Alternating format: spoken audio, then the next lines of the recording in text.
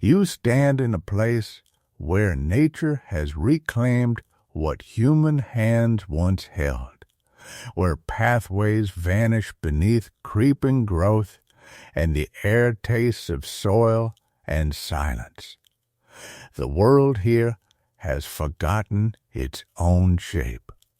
I'm glad you're here tonight. Whether this is a familiar space for you or you've just found your way to us, there's something settling about settling in for stories when the rest of the world has gone quiet. My name is Mr. Dantello, and tonight we're exploring abandoned places and lost locations, those spaces that remain but changed, waiting, as if they're trying to tell us something about what was left behind. Our first story is called The Overgrown Garden Where Plants Grow in the Shape of Previous Gardeners. It's about what happens when a garden remembers its keepers long after they've gone. Second, we have the Derelict Library, where books reshelve themselves in someone else's system. Imagine finding that the books you once organized have sorted themselves, but not in any way you ever intended. And to close us out tonight, the abandoned cottage where footprints and dust lead to rooms already searched. A story about following traces of something that shouldn't have been moving at all. If you found value in these kinds of stories, please consider leaving a like and subscribing. It means more than you know. Now, settle in somewhere comfortable. Let the world around you fade a little. Get warm, get still, find that place where you can really listen. Before we begin, I'd love to know, where in the world are you listening from tonight? And what time is it where you are? Now, let's begin with our first story. Story 1. The Overgrown Garden Where Plants Grow in the Shape of Previous Gardeners. The gate had been rusted shut for so long that the metal crumbled like dried blood under my gloved hand. I stood there for a moment, not pushing, just feeling the weight of it, the decades compressed into that single hinge. The manor sat beyond, 3 stories of pale stone gone gray with neglect, its windows like closed eyes. Behind it, where the afternoon light cut sideways through the trees, I could see something else. Something dark and tangled that had once been deliberately planted. I could tell by the geometry of it, even at this distance. Someone had imposed order on it once. The order had just been allowed to die. My name is Morgan. I've been documenting abandoned properties for 8 years now, long enough that I've developed a sense for what a place wants to tell you. Some houses want to be forgotten. They settle into their decay like an old coat, and there's a kind of peace in that. Others feel like they're waiting. They have the quality of held breath. This one felt like the second kind. I'd found the address through a real estate database, a listing that had cycled and recycled through different agencies since the 1980s, each attempt to sell it growing more half-hearted, the descriptions shorter. Eventually, nobody had bothered listing the price at all. The property just sat in the system like a bad tooth no one wanted to extract. That's usually where I start, the places nobody wants to look at. The gate opened with a sound like a dry cough. The driveway was a river of broken asphalt, weeds shouldering up through the cracks in patterns so intricate they looked almost intentional. I kept my camera ready but didn't take photos yet. I never do, not until I've walked the perimeter, felt the space, understood what I'm looking at. A camera lens flattens things. It takes away the texture of air itself, the way sound travels differently through abandoned rooms. I needed to be present first. Document second. The manor grew larger as I approached it. The stone had developed a kind of lichen, pale green and gray, that gave it the appearance of being slowly absorbed back into the earth. Ivy climbed the eastern wall, but it was old, woody, and half dead. Nothing was actively thriving here. Everything was in the slow process of returning to whatever it had been before someone decided to build walls and windows. But beyond the manor, through a collapsed section of what had once been a garden wall, I could see the real puzzle. The garden stretched back maybe 50 yards, enclosed on 3 sides by stone. What remained of the wall was mortared in places, crumbling in others, but it had clearly been meant to contain something, meant to make a space private. Inside that space, plants had grown wild, but not randomly. There was a structure to it, a design. I walked around the manor instead of through it. I wanted to see the garden first in full. The back had been the working end of the property. A kitchen garden, maybe, or something decorative meant only for the family. A stone bench sat near the wall, its surface furred with moss so thick it looked soft, almost welcoming. I didn't sit. I walked instead to the gap in the wall and stepped through. The air changed immediately, cooler, heavier. The plants here had grown so densely that they formed a kind of ceiling in places, leaving the ground shadowed and dim. Vines hung from trees that had grown beyond any reasonable size, their trunks twisted and scarred where smaller growth had been cut away. Ornamental plants, I could see what they'd been once. The structured shapes, now overgrown, rose from the soil like monuments to something forgotten. But there was something else. The plants weren't just overgrown. They were shaped. I stepped closer to the nearest one, a dense knot of growth that had been pruned deliberately and regularly, I could see, into a roughly human form. It was 7 feet tall, tapering at the top where a head might be. The arms were crude, barely distinguished from the torso, but they were there. The legs, all of it composed of living material that had been cut and guided and maintained into something that resembled a person. Standing among them, I realized there were others, not just one shaped like that. Many they rose from the overgrown beds like a congregation. Some were larger, some smaller. Some had branches extending like fingers or limbs bent at angles that made them seem to be reaching. The largest ones were ancient-looking, so dense and scarred with pruning cuts that I could barely make out the original plant beneath the years of shaping. Smaller ones looked newer, the cuts less weathered, the growth less total. I pulled out my camera then, documented the nearest one, its face, if it could be called that, formed by the knot of growth at its crown. The leaves were waxy and dark. The light through the canopy above cast shadows across its form that made it seem to shift, watching me. No, that was just the way the light moved through the leaves, the way shadows played on anything at all in a place like this. I walked between them slowly, counting them without meaning to. 12 large shapes, 7 medium. 4 that were clearly younger, less severely pruned, still finding their shape.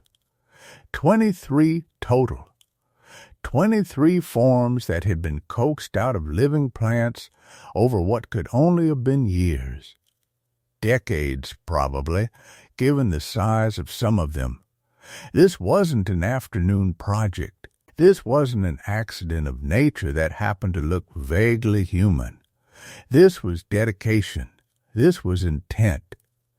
The deeper I moved into the garden, the more the world outside seemed to fade. The sound of wind in the trees was the only noise. No birds. I realized that now. No bird sound at all, which was strange for a property with this much growth, this much cover. Usually, abandoned places like this fill with birds almost immediately. They nest in the gutters, build in the rafters, sing from the rusted weather vanes. Here there was only the sound of movement, my own movement through the undergrowth. The rustle of leaves shifting in air currents I couldn't quite feel. I should have gone back to the house then.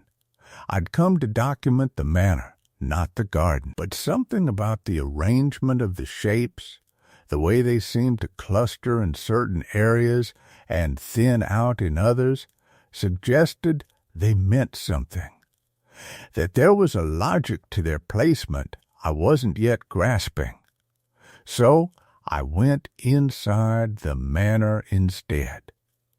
The entrance had been boarded up once, decades ago, but the boards had rotted and come loose. I pushed through them into a hallway that opened onto a vast entry space with a grand staircase climbing to the upper floors. The air inside was old. Stale, it smelled like paper and dust and something else, something organic that had died and become part of the architecture.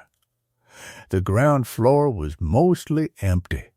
Furniture had been removed or had collapsed into itself in places. But there were still signs of habitation, or at least of a life that had been abandoned mid-stride. A kitchen with cabinets standing open. A dining room where a single plate sat on the table, so covered in dust it had become indistinguishable from the table itself. It was in the sitting room, overlooking the garden, that I found the photographs. They were scattered across a low table, faded color prints in that particular shade that meant they were from the 1980s or early 1990s. Someone had lived here then, had been happy here, maybe. The photos showed a family, a woman, a man, children older than infants but younger than teenagers. They stood together at the garden wall, smiling into a camera they couldn't see, lit by a sun that had set decades ago. I picked up one of the prints. The woman was in the foreground, standing in front of the garden, her hand raised as if she'd been about to point at something when the shutter opened. She was wearing a light sweater. Her hair was styled in a way that marked her as belonging to a very specific era. She was smiling. I set it down carefully and looked out the window at the garden beyond. The largest of the topiary forms stood directly behind where she'd been positioned when the photo was taken. It was massive, clearly the oldest of all the shapes, the most severely pruned, the most established. It faced the house. It faced the window where I now stood. I picked up another photograph. A man this time, different composition, but the same garden wall visible behind him. Then another, and another. Each one featured a member of that family, positioned at the garden's edge, with one of the larger topiary forms positioned somewhere in the frame, sometimes clearly in the background, sometimes partially out of focus, visible only as a shape, a presence, like they were posed with something, like the photographs were meant to record a relationship that wasn't supposed to be visible to the casual observer. My phone buzzed. I almost jumped.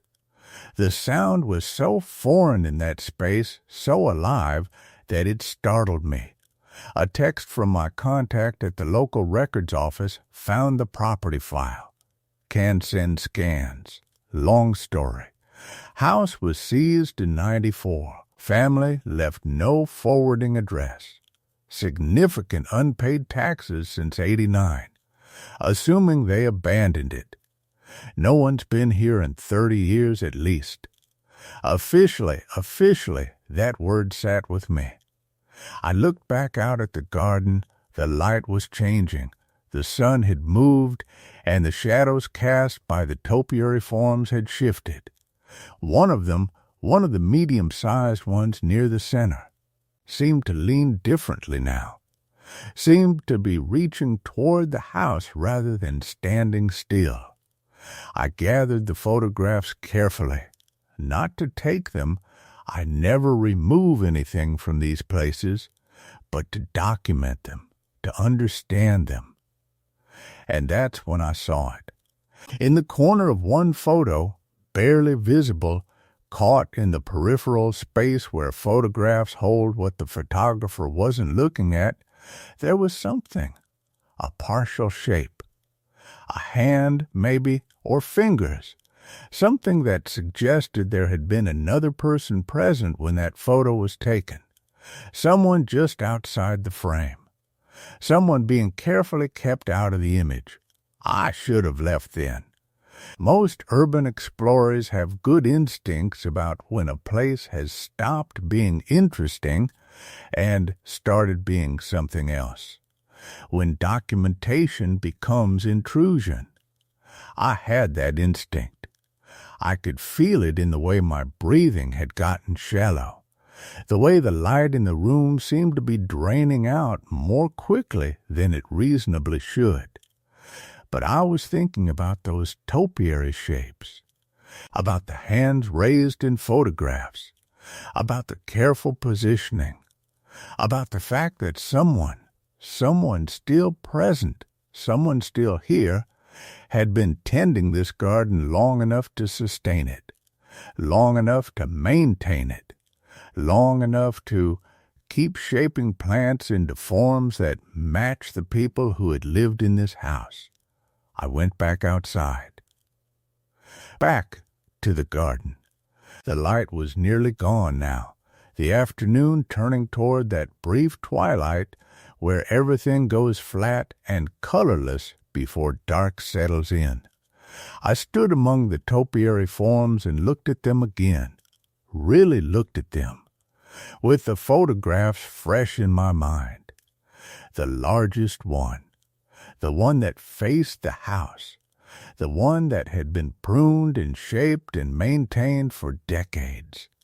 It was standing exactly where the woman in the photograph had been standing, the one with her hand raised, the one with something half visible just outside the frame. And for the first time, I understood that the garden hadn't been left alone. It hadn't been abandoned. It had been left as is deliberately by someone or something that wanted it to keep growing, keep shaping. Someone was still tending the garden. Someone was still here. I left the garden before full dark. That was the one decision I made with absolute clarity. The sun had already dropped below the tree line, and the topiary forms were becoming silhouettes, solid shapes without definition, easier to imagine as something other than plants. I walked the perimeter path back toward the house, my phone's flashlight cutting a thin beam through the gathering dusk. The sensor light above the back door flickered on as I approached, motion activated, casting everything beyond it into deeper shadow. I hadn't noticed that earlier. I wondered when it had last been triggered. How long since something Someone had moved through this space. The house exhaled cold air as I stepped inside. I locked the back door behind me, a pointless gesture in a place like this, but I did it anyway. I spent the night in my car, parked at the end of the long drive. I had a sleeping bag, a battery pack for my phone, the usual kit. Urban explorers learn to be self-sufficient. We expect to be alone in these places, alone and undisturbed. I lay in the back seat and stared at the dark shape of the house against the darker sky, and I didn't sleep. Around 3 a.m. I heard the first sound, not from the house, from beyond it, from the garden. It was a wet sound, heavy and deliberate, not wind. Wind doesn't pause between movements. This paused. It moved. It paused again. Purposeful rhythm like footsteps in mud or something being dragged through wet earth. It lasted perhaps a minute. Then silence, complete and total. The kind of silence that feels like it's actively absorbing sound. I told myself it was an animal. A deer, maybe, something large enough to move with weight. Drawn to the overgrown garden where deer sometimes browse on ornamental growth. Reasonable, explainable, I held on to that explanation through the remaining hours until dawn. But when I walked back to the garden in the morning light, I found the earth in front of the largest topiary form had been disturbed. The soil was turned in a rough patch, darker where it had been freshly moved, still moist. No hoofprints, no animal tracks at all. Just the evidence that something had worked the earth there, methodically, for some time. I photographed it. My hands were steady enough for that at least. The pruning shears I found later that morning were left on the garden bench. I hadn't seen them yesterday. I was certain of that. I had photographed the bench itself, part of my documentation process. And it had been clear except for fallen leaves and bird droppings from months of disuse. The shears were old, the handles wrapped in dark leather that had begun to crack with age. The blades were clean. Freshly cleaned, actually, the metal bright where oxidation should have dulled it. They lay there like an offering, or an invitation. I didn't touch them. That was my second moment of clear thinking. I photographed them from multiple angles, made notes about their position on the bench, their condition, the light. I did everything except what the place seemed to be suggesting I do. Pick them up. Use them. The next 3 days, I stayed in the car during daylight and left before sunset. I drove back to town each evening, checked into a motel, returned early the next morning. It's ridiculous to frame it that way, a professional explorer reduced to commuting, unable to commit to a single overnight stay. But I was trying to be rational about it, trying to explain the sounds I heard from the garden, the shapes I saw moving behind the frosted glass of the house's upper windows, the fact that the pruning shears had moved. On the morning of the 4th day, they were positioned differently on the bench. Opened, this time. The blades spread, waiting, and the topiary form that faced the house, the one I'd recognized from the photographs, had been freshly trimmed. There were clippings on the ground around it, still green, fragrant, with the smell of bruised plant matter. The form was more defined than it had been, more human. The raised hand was clearer now, the posture more distinct, more pose-like. It was positioned exactly as it had been in the photograph from 1987. I stood there for a long time looking at it, The clippings were warm to the touch, still releasing moisture into the air, recent within the last hours, while I had been gone, while I had driven away and chosen not to come back until morning. I was not alone here. That much was undeniable. Someone had stayed through the nights. Someone had come out to the garden and worked. Someone had cleaned the shears and left them as a message, then repositioned them as another message. Someone had pruned the plants back into their careful human shapes. The question was no longer whether the house was abandoned.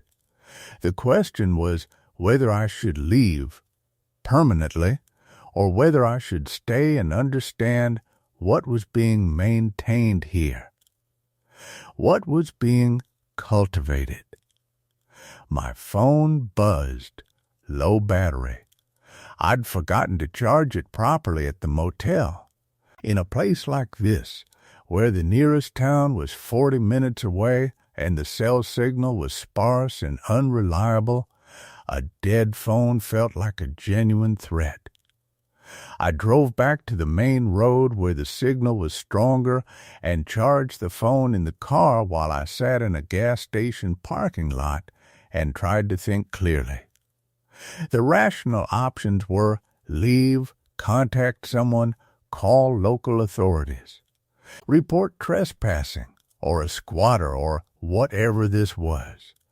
But I knew what would happen then.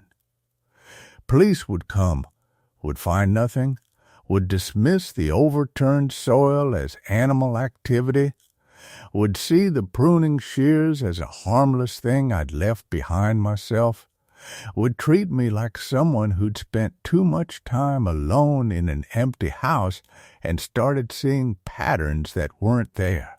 And they might leave the place alone after that. Stop coming back. Stop looking. Which meant whoever was tending the garden would return to the work they were doing, more carefully perhaps, but uninterrupted. I drove back to the house. The day was clear and cold, the kind of autumn day where the light is especially sharp and colors seem almost artificial in their clarity. The garden looked almost cheerful in that light, almost innocent. The topiary forms cast distinct shadows now that the sun was climbing higher, shadows that looked like they were pointing toward something, toward the house itself. That's when I noticed the photograph. It was tucked into the base of one of the topiary forms, held in place by a stem that had been carefully trained around it, protected but visible, waiting to be found. It was another picture from the house, color photography from the 1990s by the look of it. The garden in summer, the topiary forms in full growth, and in the center of the image, standing among the plants, was a figure, a person, clear and direct and deliberately positioned in the frame, not half visible, not in the peripheral space, completely present. But their face had been carefully cut away from the photograph, a clean edge where their head should have been, just their body, their arms, their posture, visible proof of presence, proof of continuity, proof that someone had been maintaining this place deliberately, intentionally, for decades, and proof that they were still here, still working, still shaping. The photograph trembled in my hands, and I realized that the trembling wasn't from me. The stem holding it was moving gently, as though being arranged, as though being adjusted by hands I couldn't quite see. I looked up then, across the garden toward the house. In the upper window, the one with frosted glass, a shape was standing, watching, waiting, not threatening exactly, but present, definitely present. When I turned back to the photograph, it was no longer in the stem. It was on the ground at my feet, offered, left for me to take. I took it. I drove back to the motel in a state that felt less like fear and more like the sensation of watching yourself make decisions from outside your own body. The photograph sat on the passenger seat. I didn't look at it while driving, but I was aware of it the way you're aware of a wound that stopped bleeding. The absence of pain somehow more unsettling than the pain itself. The motel was the kind of place that existed in the margins of the map. 8 rooms in a single-story building with a neon sign that buzzed like something dying. The manager had barely looked at me when I checked in 3 days ago. He wouldn't have registered my presence at all if I'd committed a crime in front of him. That was the appeal of it. I locked the door, drew the curtains, turned on every light in the room because the autumn dusk was already falling, the sun dropping faster than it should, the shadows pooling in corners like water. I laid the photograph on the bed and made myself look at it properly. The figure's body was posed with terrible deliberation, arms slightly raised, palms open, as though in welcome or in surrender. The stance of someone being arranged. The topiary forms around them were in full summer growth, massive and sculptural, and for the first time I understood what I was looking at. The shapes weren't random. They weren't mere geometric abstractions. They were people, all of them. The twisted forms, the carefully pruned shapes, they were human silhouettes captured in vegetation. Multiple figures arranged in a pattern around the one figure in the photograph. A composition, a display, an archive. I went to the bathroom and vomited, though I hadn't eaten since morning. My body seemed to understand something my mind was still refusing to process. When I came back out, the photograph had moved. It was no longer on the bed where I'd left it. It was on the bedside table, positioned so that if I lay down, I would be facing it directly, as if someone wanted me to see it during the night, as if they wanted me to dream about it. I picked it up and shoved it into my jacket pocket. Then I sat in the hard plastic chair by the window and watched the darkness complete itself outside. I must have slept because I woke suddenly, gasping, though I couldn't remember what I'd been dreaming. The room was still lit by the motel's exterior lights bleeding through gaps in the curtains. That sickly orange glow that transforms everything into something slightly unreal. I checked my phone. 3:47 a.m. That terrible hour when something in the human body recognizes a particular kind of wrongness. My jacket was hanging on the chair back. Empty, the photograph was gone. I went to the motel office. The manager was reading something under the fluorescent lights, and he looked up with the expression of someone being interrupted in the act of forgetting the world existed. I asked if anyone had come to my room. He said no. I asked if he'd let anyone in. He said absolutely not, his tone suggesting the question was absurd. I believed him. The kind of person who works the night shift in a place like that has usually already decided the world is not their responsibility. I drove back to the house. I don't remember making the decision to do it.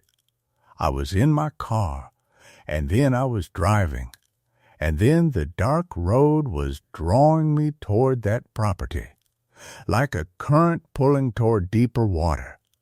The house was different at night.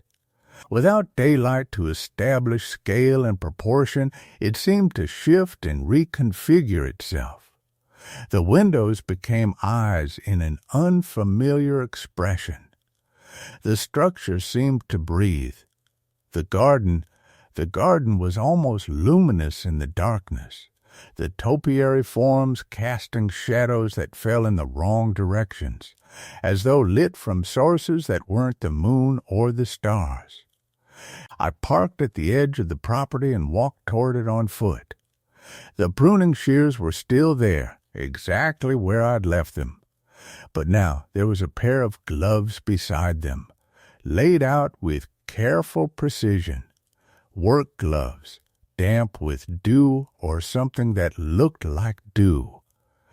They were small gloves, child-sized, which was impossible, which was wrong. Beyond them, leading from the garden toward the house, were footprints in the soil. Fresh, multiple sets. Coming and going in a pattern that suggested activity, work, purpose. I followed them toward the back entrance of the house. The door was open, not ajar, open, inviting. The interior was black, a black that suggested depth. That suggested the house extended further than its exterior dimensions should allow. I could smell earth and something else, something organic and patient, the smell of something growing in darkness. My hand found the light switch. My muscle memory remembered it from earlier explorations, the muscle memory of a person who felt safer knowing what was haunting them. The hallway illuminated, and I understood. The walls of the house weren't papered or painted. They were alive. The entire interior was covered in growth, delicate, pale, intentional growth. Vines traced patterns across the surfaces in shapes that were almost calligraphic. They formed letters, words, sentences written in botanical form. The growth was carefully pruned, carefully trained, cultivated with the kind of patience that suggests not months or years, but decades. Multiple decades. And the patterns, the carefully maintained patterns, were names. Every wall was a record. Every surface was a testament. I moved through the hallway and the kitchen and the sitting room, my phone's light shaking across the walls, reading the names formed in living green, names written in vines, in careful tendrils, in the architecture of things that had been trained and tended and nurtured from seeds planted long ago. Some of the names were legible. Some had been partially absorbed by decay or overgrowth. All of them were being maintained. The care was evident. The dedication was evident. Someone came here and pruned, adjusted, shaped. Someone came here and kept the names alive. I found a name I recognized. It was my own, not formed in the vines yet.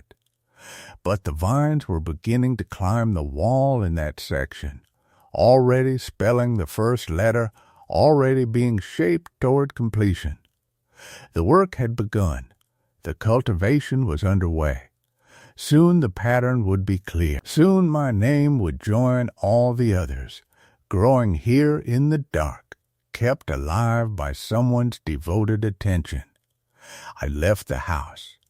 I ran, actually, back toward the car, and I didn't stop running until I was inside and the doors were locked and the engine was starting. I drove toward the town, toward lights and people and the kind of civilization that doesn't permit gardens that grow in human shapes. I drove with the intention of leaving, of never returning, of reporting the property to whatever authorities existed in a place like this and letting it become someone else's problem, someone else's horror. But somewhere on that dark road, the road that connects the property to the town, I saw something that made me understand how futile that plan was. There was a figure standing at the edge of the road. In the beam of my headlights, I could see them clearly. Arms slightly raised, palms open, wearing the same pose as the figure in the photograph, but this time it was undeniably human. A person. Still, patient, waiting for something or offering something or just existing in that space between the property and the town.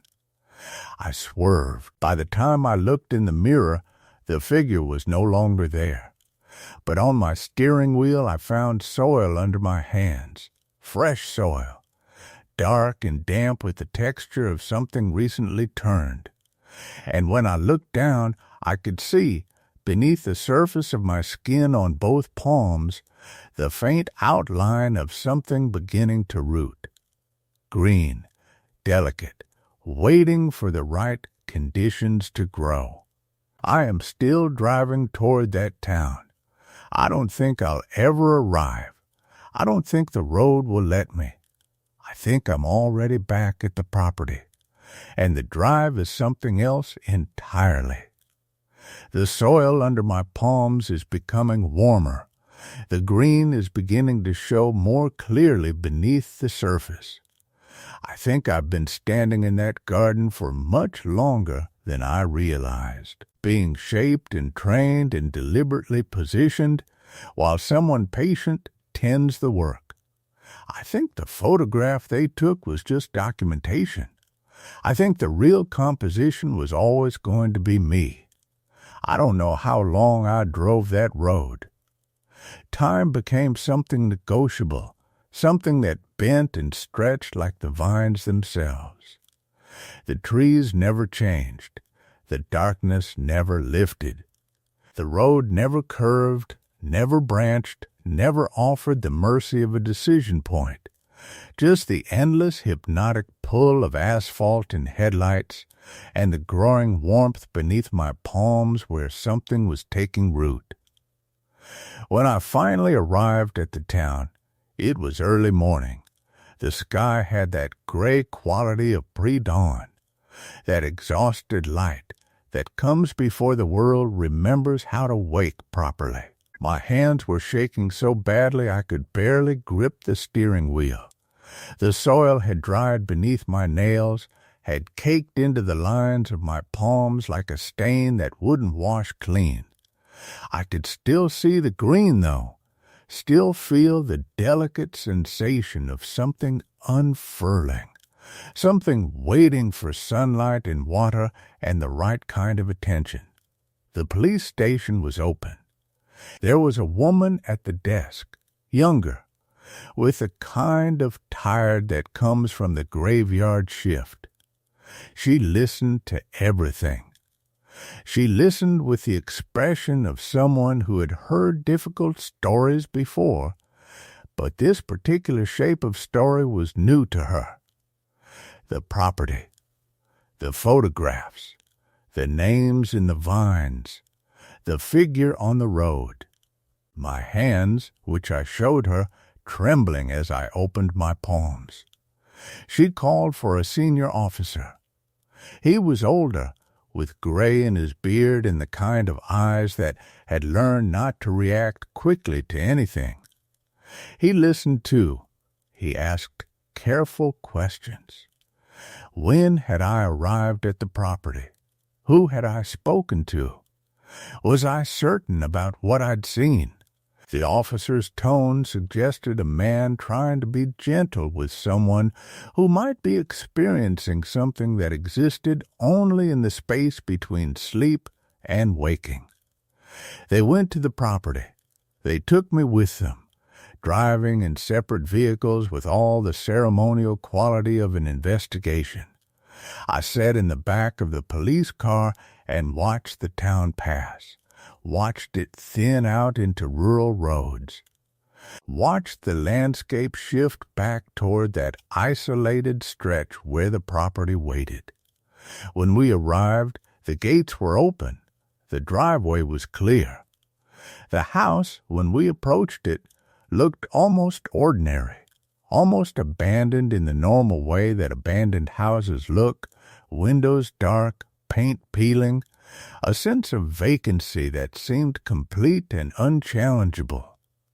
But the vines were still there. The officer and I stood in the hallway while he examined them with a professional distance. He nodded. He acknowledged the growth patterns. He noted the deliberate training, the careful cultivation. He did not see names. He saw plants that had been shaped by human hands, yes, but he saw only shapes. Patterns, forms that suggested discipline and patience and long hours of devoted attention. Someone's been maintaining this place, he said. That part is clear. But he didn't see my name. When I showed him where it should be, where I had watched the vines begin to form the letters, he saw only the beginning of growth, the first reaching tendrils. Nothing that resolved into language or meaning. Could be anything, he said. The mind does things when we're frightened, finds patterns in randomness, sees faces in wood grain. I wanted to argue. I wanted to insist on what I had seen with absolute clarity. But standing there, in that hallway, with the morning light beginning to filter through the dusty windows, I couldn't quite make the certainty land. It was like trying to hold water, like trying to convince someone that a dream was real. They found no one on the property, no evidence of long-term habitation except the garden itself. The photographs in the study were cataloged as documentation of the plants, nothing more. Some gardener, the officer suggested, had simply been very devoted to their work before abandoning the place. It happened sometimes. People became obsessed with private projects and then moved on. I was advised to go home, to rest, to see a doctor if the anxiety persisted. The officers were not unkind about it. They simply could not help me with something that existed only in the space where certainty became impossible. I left. I drove back to my own home in a different town, hours away from that property. I returned to my job, to the rhythms of normal life, to the careful pretense that the world operates according to rules I understand. For several weeks, I did not think about the vines. Or I thought about them less consciously, in the way that you think about something that has become a permanent background presence in your mind. But my hands changed. The green beneath the surface of my skin became more pronounced. Not in a way that anyone else could see. Necessarily, I was careful about that. Kept my hands in pockets when I could, wore long sleeves even in the heat of summer. But I could feel it.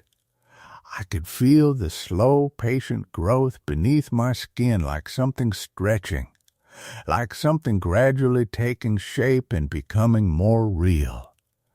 The sensation was not painful. It was almost pleasant, actually familiar, like something that had been separated from me was finally returning. I began researching libraries, archives, the kind of deep historical digging that you do when you're looking for evidence that something impossible actually happened.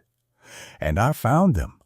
Multiple properties across different regions, different states. Some sold, some abandoned, some still in that liminal space where they were too deteriorated to attract buyers, but not decrepit enough to be forgotten entirely. Each one had been cared for by someone. Each one had meticulous records of plant maintenance, of seeds ordered and planted, of careful cultivation over years. Some of the properties dated back decades. One of them had been maintained for almost 40 years before the gardener appeared to abandon it. In one archive I found photographs, documentation of the completed gardens, the vines arranged in shapes that were unmistakably human, figures with arms raised and palms open, frozen in poses of offering or supplication, or just the act of standing still long enough to become part of something larger than themselves. And in some of the older photographs, I found faces that I recognized. Faces of people who had gone missing from towns near those properties. The connection was not explicitly stated.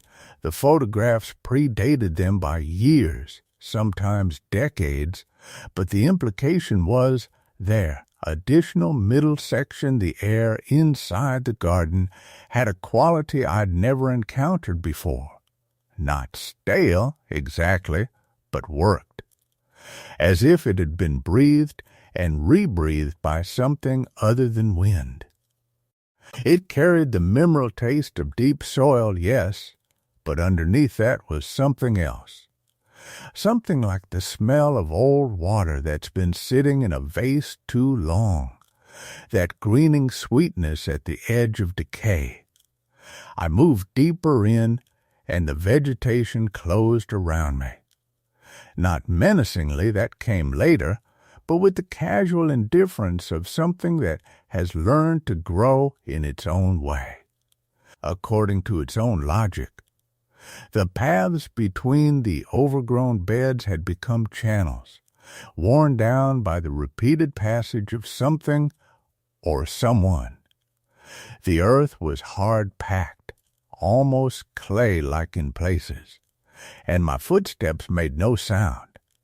Every noise I made seemed to be swallowed immediately, as if the garden had learned the art of silence the way other places learn decay. The plants themselves were wrong in a way I couldn't immediately name. They were healthy, obscenely healthy, their leaves a deep, almost glossy green despite the shade from the canopy above. But they grew at angles that suggested no connection to the sun's geometry.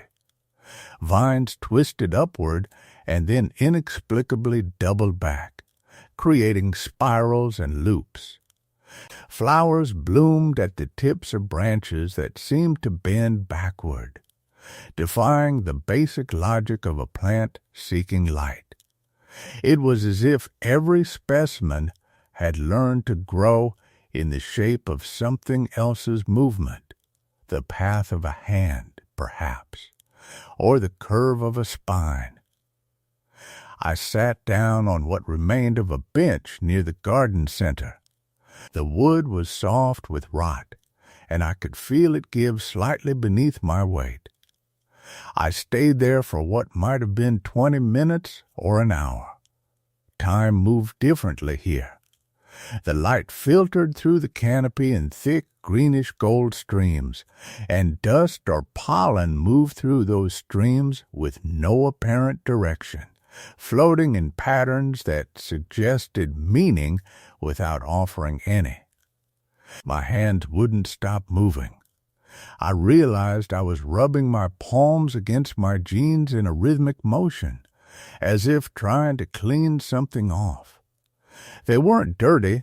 The garden smelled, yes, but it hadn't touched me physically. Yet I couldn't shake the sensation that something had marked my skin. Not visibly. But there was a quality to my hands now that felt foreign, a tingling at the tips of my fingers, the beginning of something I didn't have words for. The silence was profound enough to have weight.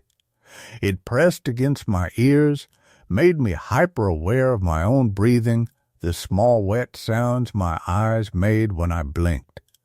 I could hear my heartbeat if I concentrated, which I tried not to do.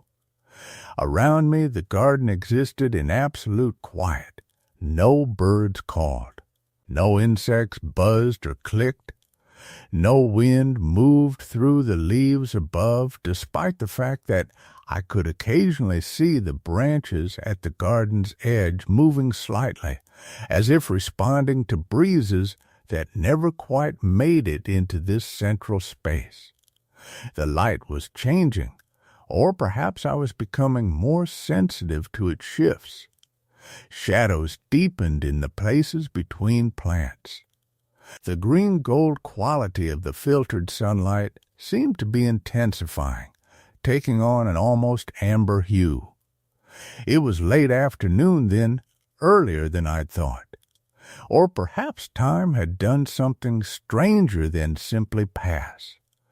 Perhaps it had pooled here, the way water collects in the lowest points of a landscape. I focused on individual plants, trying to map the garden in my mind. There was a cluster of what looked like forsythia, but the branches had twisted into shapes that suggested limbs folded at joints. And hydrangea nearby had grown in a shape almost like a torso, dense and rounded at the center, with smaller growths branching off at what would have been shoulders and hips. I tried to tell myself I was pattern matching, seeing faces in clouds, the way humans do. But the precision of it resisted that explanation. These weren't vague suggestions. These were echoes, detailed enough to be unmistakable, even if I couldn't say exactly what I was looking at. The textures everywhere were alive in a way that unsettled me. Bark rough beneath my fingers when I reached out to touch it.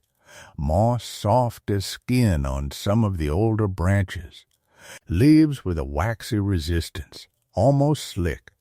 Flowers with petals that felt like paper that had been soaked and dried. Everything had a tactile presence that seemed disproportionate to what I was actually touching. My hand would brush against a leaf and I'd feel it for minutes afterward, a ghost sensation at the end of my fingers. The smell intensified as the afternoon deepened. That worked air quality became more pronounced.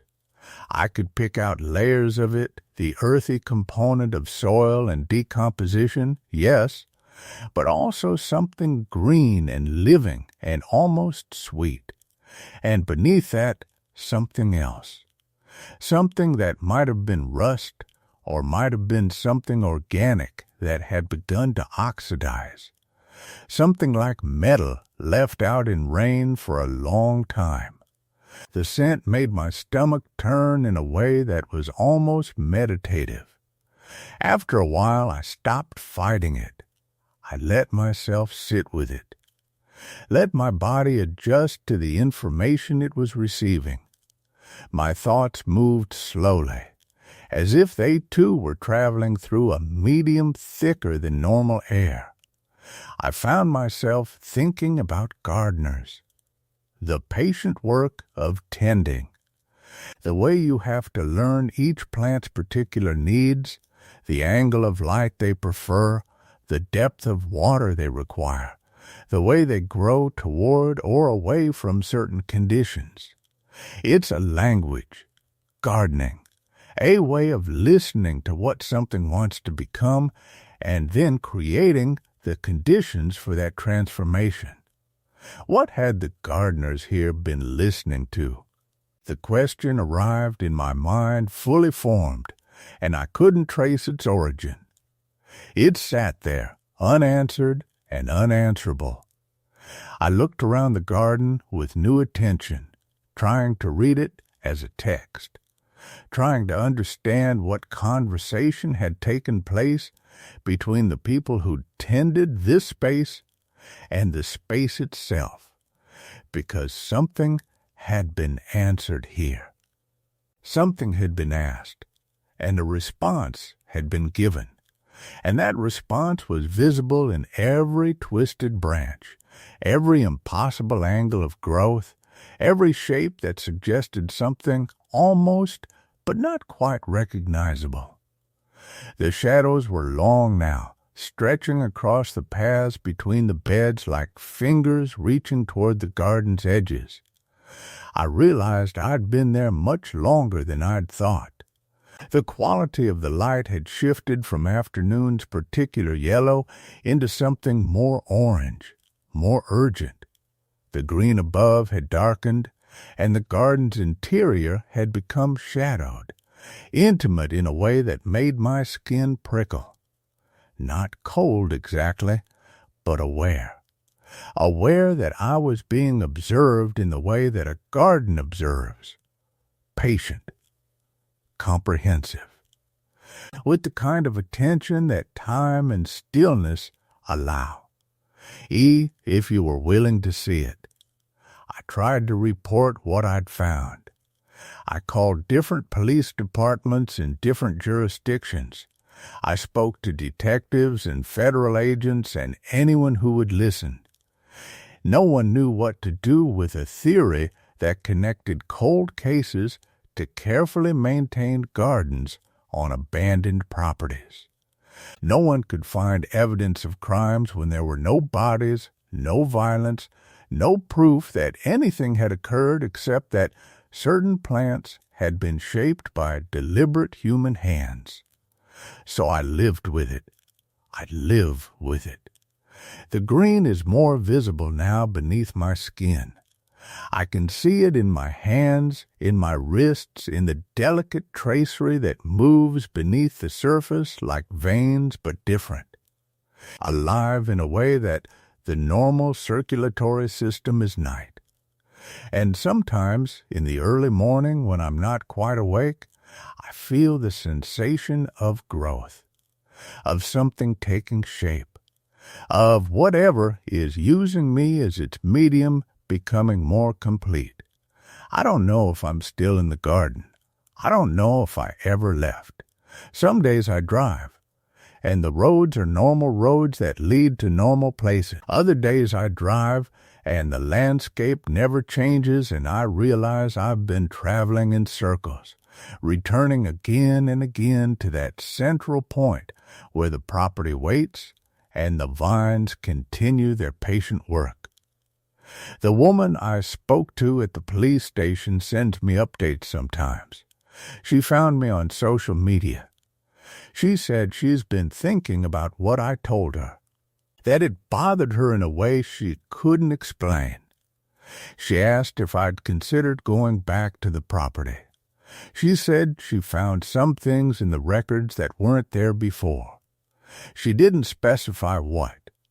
I haven't responded because I don't know how to tell her that I'm not sure I ever left, that I think I see her face sometimes in my peripheral vision near my home, that I noticed fresh soil beneath her fingernails when she showed me the records. Last week, I found a small green shoot emerging from the back of my right hand. It's only about an inch long, delicate, the color of new growth. I've been looking at it and trying to decide whether to hide it or show it to someone, whether to encourage it or try to stop it, whether this is becoming me or if I'm becoming something else entirely. I've also been noticing the green in my neighbor's eyes, the settled discoloration, the way certain light catches them in an unfamiliar way, and I've started wondering if they've noticed what's happening to them, or if they're still in that phase where they believe they escaped, where they're certain their own story ended differently than mine is ending. Every morning when I wake, my hands are in soil. Every night when I sleep, I dream of careful pruning, of being shaped and adjusted, of standing very still in the dark while someone devoted tends the work that began a long time ago, in a place I'm not entirely certain I've left. The green beneath my skin is becoming warmer. Soon, I think, it will be warm enough to bloom. Story 2. the derelict library where books reshelve themselves in someone else's system. I hadn't been back to Blackwood in 17 years. Not since my mother's funeral, and even then I'd managed to leave within a day, a thing I'm not proud of. But it was the only way I knew how to survive that particular grief. You leave small towns and you don't look back, because if you do, they pull you into their shape again and you forget why you ever wanted out. But I was back. Not by choice, exactly. A job had dissolved, an apartment lease had ended, and I'd found myself on a Thursday afternoon standing in the parking lot of a diner I remembered, though the sign was different now and the windows were filmed with dust. I was waiting for nothing in particular when I remembered the library, the Ashford Library. 3 stories of Victorian brick and copper guttering, set back from Millbrook Road at the end of a drive lined with oaks that hadn't been pruned in years. My grandmother had taken me there every Saturday morning when I was 7 or 8. I would climb the front steps. They were worn smooth in the middle, soft as soap from 100 years of feet, and she would let me disappear into the stacks while she worked through the gardening section. I remembered the smell. Every library smells like itself, like dust and paper and something alkaline underneath, like the memory of countless hands. The Ashford had smelled like that, but also like the old house it had been, something woody and settled in the walls. I'd become a librarian because of that place. 20 years cataloging other people's institutions, their meticulous systems and careful alphabets, some kind of echo, I suppose, of wanting to stay inside that smell forever. The drive took me past the high school, past the park where the pool had been drained years ago and never filled again, past the turn where I should have driven to my mother's old house but didn't. I wasn't ready for that. I wasn't sure I'd ever be ready. Instead, I navigated by memory toward the edge of town, where the houses thinned and the woods began to assert themselves over the road. The entrance to the library drive was almost invisible now. The sign, a bronze plate that had hung from wrought iron, had fallen or been taken. I almost missed the turn. But the drive itself was unmistakable. 2 strips of asphalt with a stripe of grass and weeds between them. The oaks overhead so tall and mature that they'd begun to smother everything in shadow. I pulled my car slowly down that tunnel of trees, feeling something in my chest that I couldn't quite name. Not fear. Anticipation, maybe, or the feeling of falling through time. The building emerged from the overhang like something remembering itself. 3 stories of brick.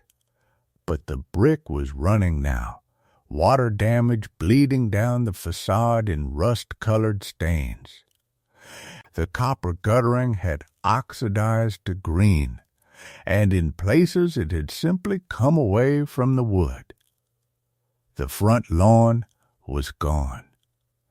What had been a formal space with hedges clipped into shapes was now a tangle of weeds that had grown tall enough to hide the foundation.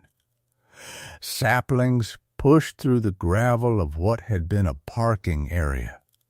The front walk was buckled in places where roots had come up from underneath. I knew the library had closed in 1998. Budget cuts, the branch in the new part of town taking its share of the collection, Fewer people wanting to drive out to the old place anymore.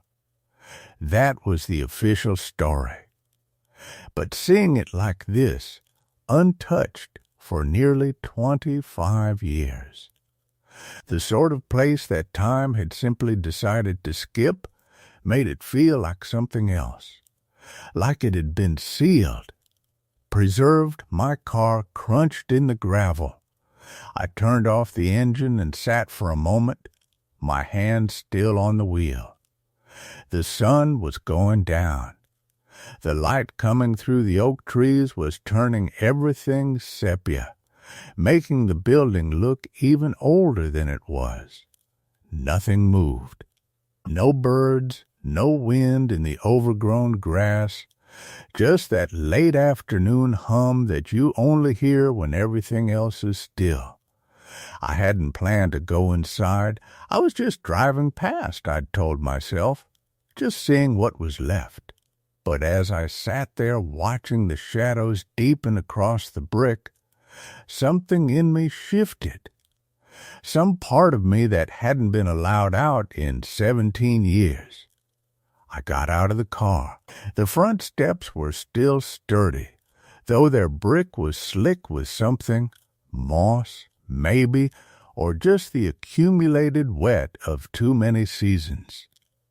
The glass of the front doors was intact, but completely opaque with grime, dust packed against it on both sides. I couldn't see through to the interior. The doors were locked, as I'd expected they would be. There was a chain through the handles, and a padlock that looked relatively fresh, maybe 10 or 15 years old. I stood there for a moment, my hand on the cold metal of the chain, and then I felt something in my jacket pocket, something that shouldn't have been there. My fingers found it before my mind caught up. A key. Small, brass, the kind that fit old pin tumbler locks, the kind that libraries used to use. I knew, with a certainty that came from somewhere deeper than logic, that this key had been in my jacket for 17 years, since the last time I'd walked out of the Ashford. I'd forgotten it was there the way you forget about a coin in a jacket until you put it on again years later and your hand slides into the pocket, and there it is, real and specific and waiting. My hand was trembling when I tried it in the padlock. It didn't fit, not at first. But then I manipulated it slightly, felt for the angle, and the lock opened with a click that sounded impossibly loud in the quiet of the dying day. The chain fell away. I wrapped it up and laid it on the step beside me. My breath was making small clouds in the cooling air. The sun was almost gone now, just a band of orange light left at the horizon. I knew I should leave. I knew that whatever compulsion had driven me down that overgrown drive, whatever had put that key in my pocket and kept it there for 2 decades, was not something I should follow into a locked building at dusk. I opened the door anyway. The smell hit me first. Not the remembered smell of my childhood, not quite. It was that, underneath, but it was overlaid with something else. Water damage and mold, yes, the smell of a closed space that has been slowly decaying. But underneath that was dust, and something else I couldn't identify. Something like the smell of old paper that's been left in the dark too long, in a place where no one's been to turn the pages. The foyer was dim. The light from outside was nearly gone now, just the blue-gray of dusk filtering through the filthy glass. I could make out the shape of the circulation desk on my right, a massive wooden thing with cubby holes still visible behind it. To my left, the reading room opened up, all those tall windows now just dark rectangles. Straight ahead, stairs climbed toward the upper floors. Everything was thick with dust. The floor hadn't been swept in decades. My footsteps sounded strange to me, too loud, too present. I should leave. I should lock the door behind me and drive back to town and find a motel and sleep this off. This vertigo of time and memory, and the feeling that something was waiting for me here in the dark. But I didn't leave. I stepped further inside, and the door swung shut behind me with a soft click. My eyes were adjusting. The dust motes were visible now in what little light remained, suspended in the air like they'd been waiting here all along for me to come and see them. The walls were lined with shelves, shelves and shelves and shelves, all of them sagging under the weight of books that had never been moved, never been touched, never been reorganized or shelved by any living person. All those thousands of books, left behind like the library had simply been abandoned mid-function, like everyone had just walked out one day and never come back to collect them. I walked toward the nearest shelf. My hand moved to a spine at random. The title was barely legible. The Watcher at the Threshold and Other Tales. I pulled it down. The spine cracked. Dust fell out onto the floor like something being released. The pages were yellowed, but the scent, that deep, papery scent, was still there, still intact, still reaching backward to tell me I was a child again and loved this place with a love that had no conditions. I didn't notice the system at first. I was too caught up in the returning, in the weight of the books in my hands, in the simple fact of being here. I shelved the book back where it came from, pulled down another and another, moving through the stacks like I was floating through a memory. The dust rose with each disturbance, hanging in the air around me. It was only when I'd been there, perhaps 20 minutes, the dusk having turned fully to dark outside, that I began to notice something odd about the arrangement on the shelf I was standing in front of. The books weren't in any order I recognized, not by title, not by author. They were grouped by something else, something that took me a moment to perceive, and even when I thought I perceived it, I couldn't quite articulate what I was seeing. The spines formed a pattern, not a visual pattern, not exactly, but a sequence, a progression from one end of the shelf to the other that felt deliberate, that felt arranged with intention, but an intention that I couldn't decode. I took my phone out of my pocket. The screen was bright, almost shocking in the darkness. The battery was at 40%. I turned on the light and aimed it at the shelf. The titles in order were The Watcher at the Threshold and Other Tales, Strange Disappearances of the American West, Catalogs of Lost Things, The Alphabetization of Souls, Where They Went When They Left, The System of Forgotten Names, Towards an Architecture of Absence. Some of these books I recognized. Some I was sure didn't exist, had never existed, had been called into being by the mere fact of their spines being here in this order. And they were arranged alphabetically, I realized, but not by title or author. They were arranged by what? I moved my light to another shelf, then another. The same thing, the same impossible arrangement. The books were grouped by something that existed in the gaps between titles, in the spaces of meaning that the spines couldn't contain.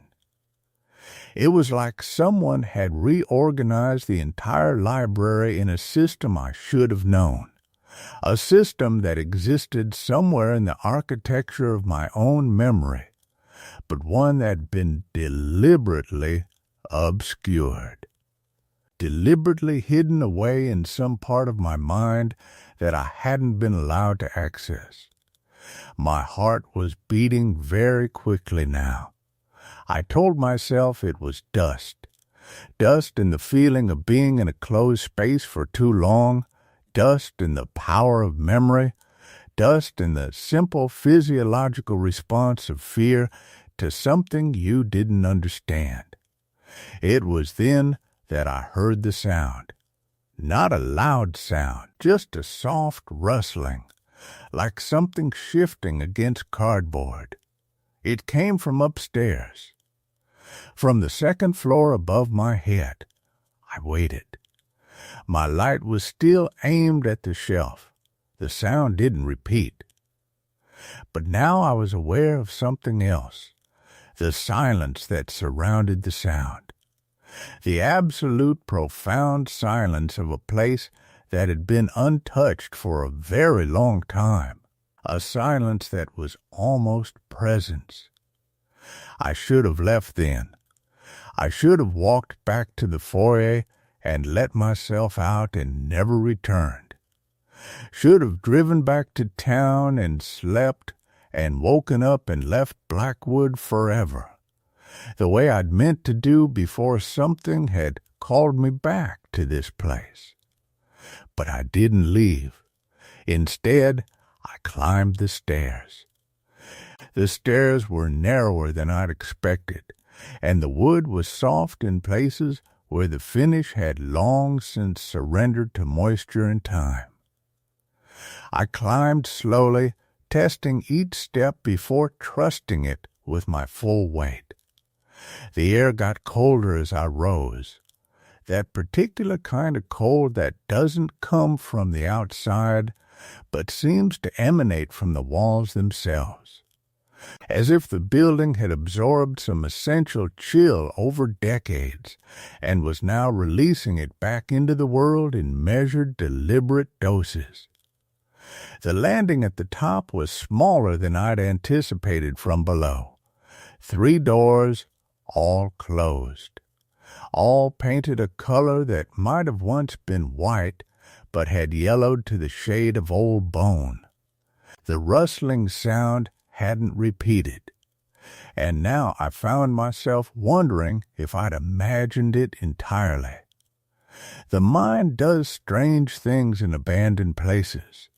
It fills silences with sounds it expects to hear. It finds patterns in randomness. It tries very hard to make sense of the senseless. But I hadn't imagined the books. I turned to the nearest door. The wood was swollen in its frame from years of humidity fluctuation, and it took some effort to pull it open. Inside was a bedroom. A single bed with a bare mattress, springs visible through deteriorating fabric. A dresser with all its drawers pulled out, empty, a window with heavy curtains drawn against what remained of the daylight outside. And on every available surface, the dresser, the nightstand, the windowsill, stacked on the floor, were more books. I stepped inside, my flashlight beam cutting through dust motes that hung suspended in the air like they were holding their breath. These books were different from the ones downstairs. They were older, their covers more worn, their spines cracked with age. And they were open, all of them, lying open on their faces, or open and standing at angles against the walls. Some had their pages bent back as if someone had been reading them and simply abandoned them mid-sentence. The pages had yellowed, to a brown so deep it was almost the color of old leather. I picked one up from the nightstand. The cover came away in my hands, separating from the binding like flesh from bone. I dropped it quickly and wiped my fingers on my pants. The title on the inside cover read, "The Geography of Rooms Left Behind." Author unknown. Or perhaps the author's name had faded beyond recognition. The handwriting in the margins was tiny and obsessive, filling every inch of white space with notes in a script so cramped it was almost unreadable. Almost I turned the book to catch better light and made out a phrase. They knew before they left. They already knew what the arrangement meant. My stomach tightened. I set the book down carefully on the bed and backed toward the door. The second door opened onto a bathroom. Pristine, spotless. The tiles on the walls were intact. The fixtures corroded but present.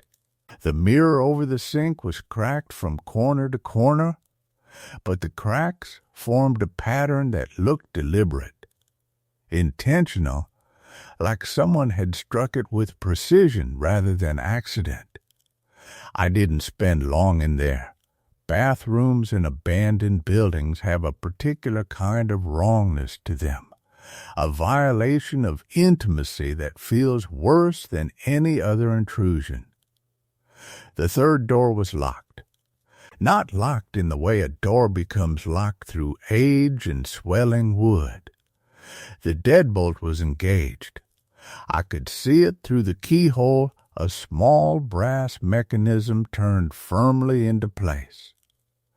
Someone had locked this room from the outside, had taken the key with them, and had left it sealed away for however many years had passed since Blackwood had been inhabited by anyone but absence. I pressed my ear against the wood. I don't know what I expected to hear. A sound? Movement? Some indication that time hadn't stopped entirely on the other side? There was nothing. Just the muffled silence of an enclosed space, the sense of air that had been undisturbed for so long it had become inert, transformed into something else entirely. I was turning away from it when I heard the sound again, the rustling, but this time it came from directly behind me, from the bedroom I'd just exited. I spun around, my light catching on dust and empty air. Nothing moved, but the sound continued for a moment longer, that soft, papery whisper of something shifting, settling, being rearranged. The books. They were being rearranged. I moved back to the doorway and aimed my flashlight into the bedroom. Everything appeared exactly as I'd left it. Books in their open positions, dust undisturbed. But I could see now that one of them, the one I'd picked up, the one with the cramped handwriting, was no longer where I'd placed it on the bed. It was on the dresser, open, facing outward. I stepped back into the hallway and pulled the door partially closed behind me. My hands were shaking now. I could feel my pulse in my throat, that sick flutter of adrenaline that comes when your rational mind collides head-on with something it can't immediately categorize as explainable. Mice, I thought, or rats, something small moving through the space, knocking books around, creating the illusion that something deliberate was happening. But even as I thought it, I knew it wasn't true. A rodent wouldn't open a book. A rodent wouldn't place it carefully on a dresser where it hadn't been moments before. I moved toward the stairs, eager now to return to the first floor, to the main library with its impossible system of organization. My light played across the landing, across those 3 doors, and I stopped. The wallpaper here was peeling in long strips, revealing older wallpaper beneath it. And there, in the pattern of the underlying layer, I could make out words. Faint, printed or written, I couldn't tell which. They repeated in a kind of half pattern across the wall. Nose, nose, nose, nose, nose. Someone had papered over a wall covered in this single word, repeated hundreds of times, had painted over it, had tried to obscure it beneath layers of new decoration, as if you could simply cover something up and it would cease to exist, as if walls could forget. I was moving toward the stairs now, faster than I'd climbed them, when I heard it from downstairs. A sound like books being pulled from shelves, multiple books, methodically, one after another. The soft slide of spine against wood, the muted thud as each volume was displaced. I stopped at the top of the stairs. My light was bouncing wildly now because my hands were shaking badly. I pointed it down into the darkness below. Nothing, just the landing, the foyer, the entrance to the library. But I could still hear it, the books being removed, the arrangement being undone, or being rearranged. Being reorganized into that system I still couldn't quite name, even though something in the deepest part of me seemed to recognize it, seemed to understand exactly what the pattern was, seemed to remember learning it once, in some forgotten time when I had been someone capable of comprehending such a system. The sound stopped. The silence that followed was different from the silence I'd experienced earlier. This was an active silence, a waiting silence, the silence of a library full of books that had just received new instructions, new organization, new meaning. I descended the stairs slowly, deliberately, my light ahead of me. The foyer was unchanged, but as I moved toward the library entrance, I could see that the shelves had indeed been disturbed. Books were in different positions than they'd been when I'd left them, not dramatically. Not so obviously that it would be impossible to convince myself that I'd simply misremembered their placement. But they had been moved. They had been selected and relocated and placed back with deliberate care. I walked to the nearest shelf and looked at the titles. They were still in that strange arrangement, but the order had shifted. It was like looking at a sentence in a language you almost speak, almost understand. The meaning was there, just beyond the reach of conscious comprehension, residing in some part of my mind that this place had somehow activated. And I realized, with a clarity that felt almost like remembering, that someone had been here before. Someone else. Someone who had also climbed these stairs. Someone who had also felt their way through this building in the dark. Someone who had also tried to make sense of this impossible system. And they had arranged the books this way specifically for the next person to find them. For me to find them. The thought hit me with such force that I had to sit down on the library floor. My back against the shelves, my light dimming slightly, as if even the flashlight battery was responding to the weight of this realization. I wasn't here by accident. I hadn't driven to Blackwood by some random choice. I'd been called here by something or someone who had left these books arranged in exactly this pattern, in exactly this order, waiting for the moment when I would return and understand what they meant, when I would remember. The silence of the library pressed down around me, heavy and expectant. And from upstairs, from that locked room, I heard a sound so small I might have imagined it. The soft slide of something across wood. Something opening. Something being revealed.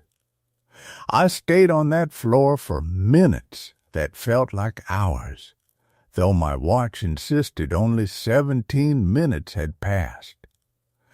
The weight of the realization hadn't diminished. If anything, it had grown heavier, spreading through me like water through cloth. Someone had been here. Someone had left this message in the only language the house seemed to speak anymore. I forced myself to stand. My legs felt unfamiliar, as though I'd been sitting much longer than I actually had. The library seemed different now, not larger or smaller, but more purposeful. Every shelf, every arrangement of dust and neglected paper felt like it had been positioned for this exact moment, for my understanding. I moved deeper into the library, letting my light play across the spines.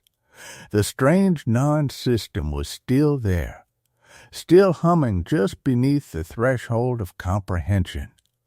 But now I was looking at it differently, not trying to decode it in the traditional sense, but trying to feel its logic, trying to let some deeper, older part of my mind do the work. The book seemed to respond to this shift, or perhaps I was simply noticing what I'd overlooked before. Certain volumes were more worn than others, but not from age. Their wear was fresh, from hands, recent hands. The pages of a medical text were dog-eared.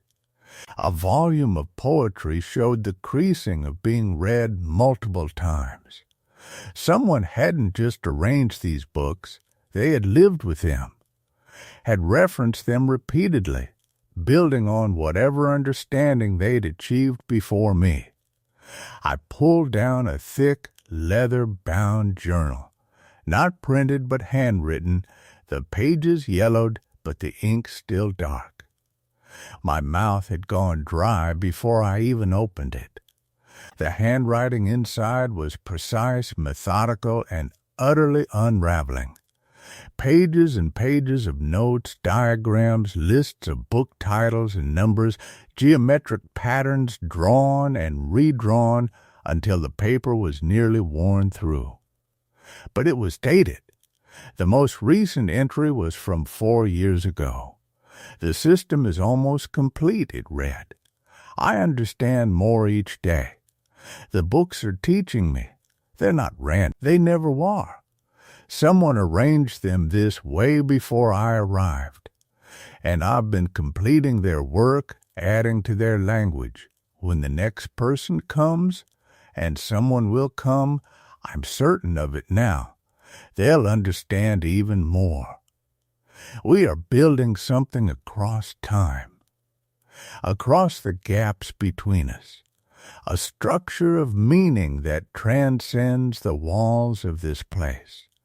The pen had trailed off mid-word on that final page, a long, wavering line that suggested the hand holding the pen had stopped mid-thought, or had been interrupted.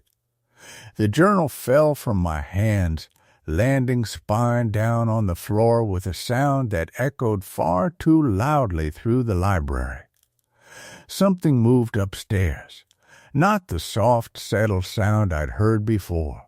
This was deliberate.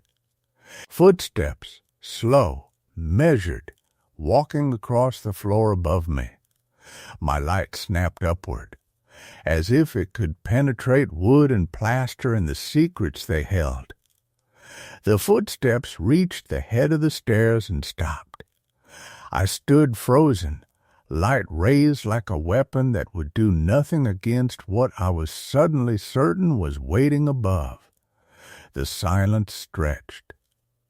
In it, I could hear my own heartbeat, my own breathing, the soft electric hum of my flashlight burning down its battery as though it was working overtime, driven by panic it sensed in my hands.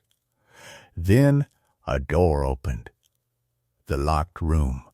I heard it with absolute clarity, the metallic resistance of a lock that hadn't been opened in years, the groan of hinges, the creeping expansion of a door swinging inward into space that had been sealed, isolated, forbidden. Something crossed the threshold. I couldn't see it, couldn't hear it move precisely, but I could feel the shift in the building's atmosphere. The air pressure changed. The weight of presence relocated from the library around me to somewhere up there in that revealed space. In that room that I had assumed was empty because it was locked and nothing else made sense. I moved toward the stairs before I was conscious of deciding to move. My legs carried me upward, toward the light switch I'd found before, toward the hallway I'd explored in the dark. My rational mind was screaming to leave, to return to my car, to drive away from Blackwood and never think about this place again. But I wasn't listening to my rational mind anymore, because my rational mind had been the thing preventing me from seeing the truth. The truth was that I did recognize the system.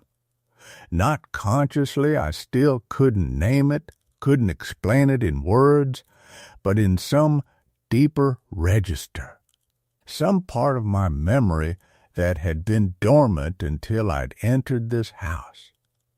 Someone had taught me this system once.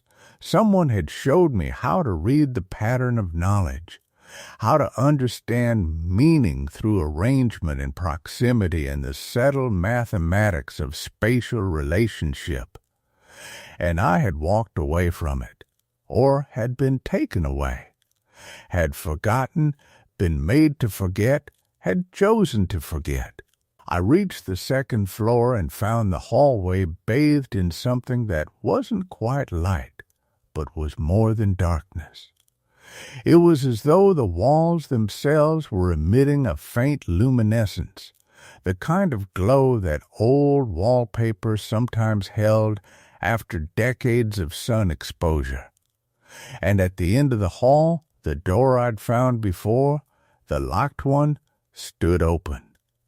The room beyond was not empty.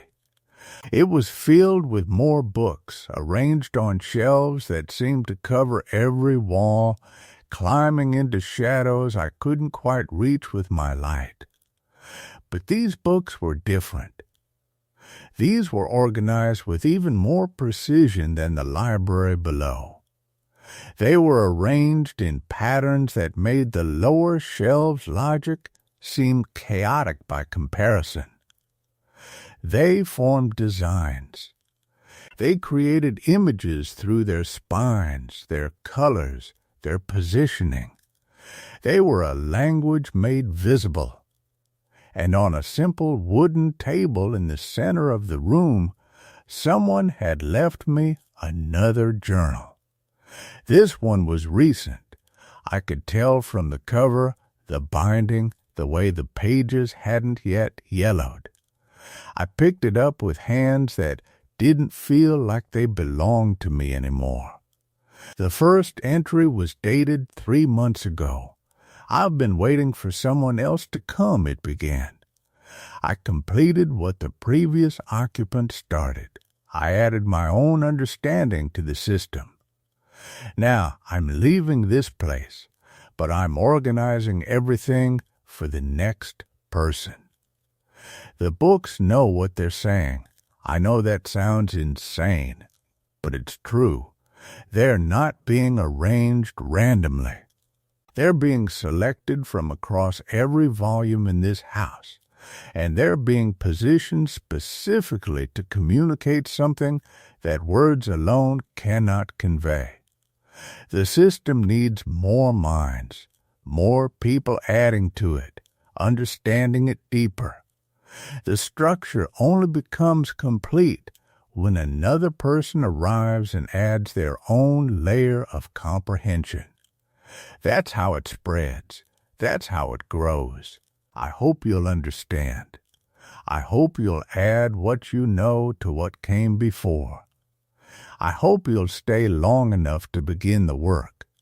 And I hope when you're ready to leave, you'll know that someone else will be coming. The journal fell open to the final page. The last entry written barely a week ago. They're here. I can feel them. Someone new has arrived at Blackwood. I can hear their car, their footsteps in the foray, their confusion echoing through the halls. I'm leaving now, but the books are ready. The system is waiting.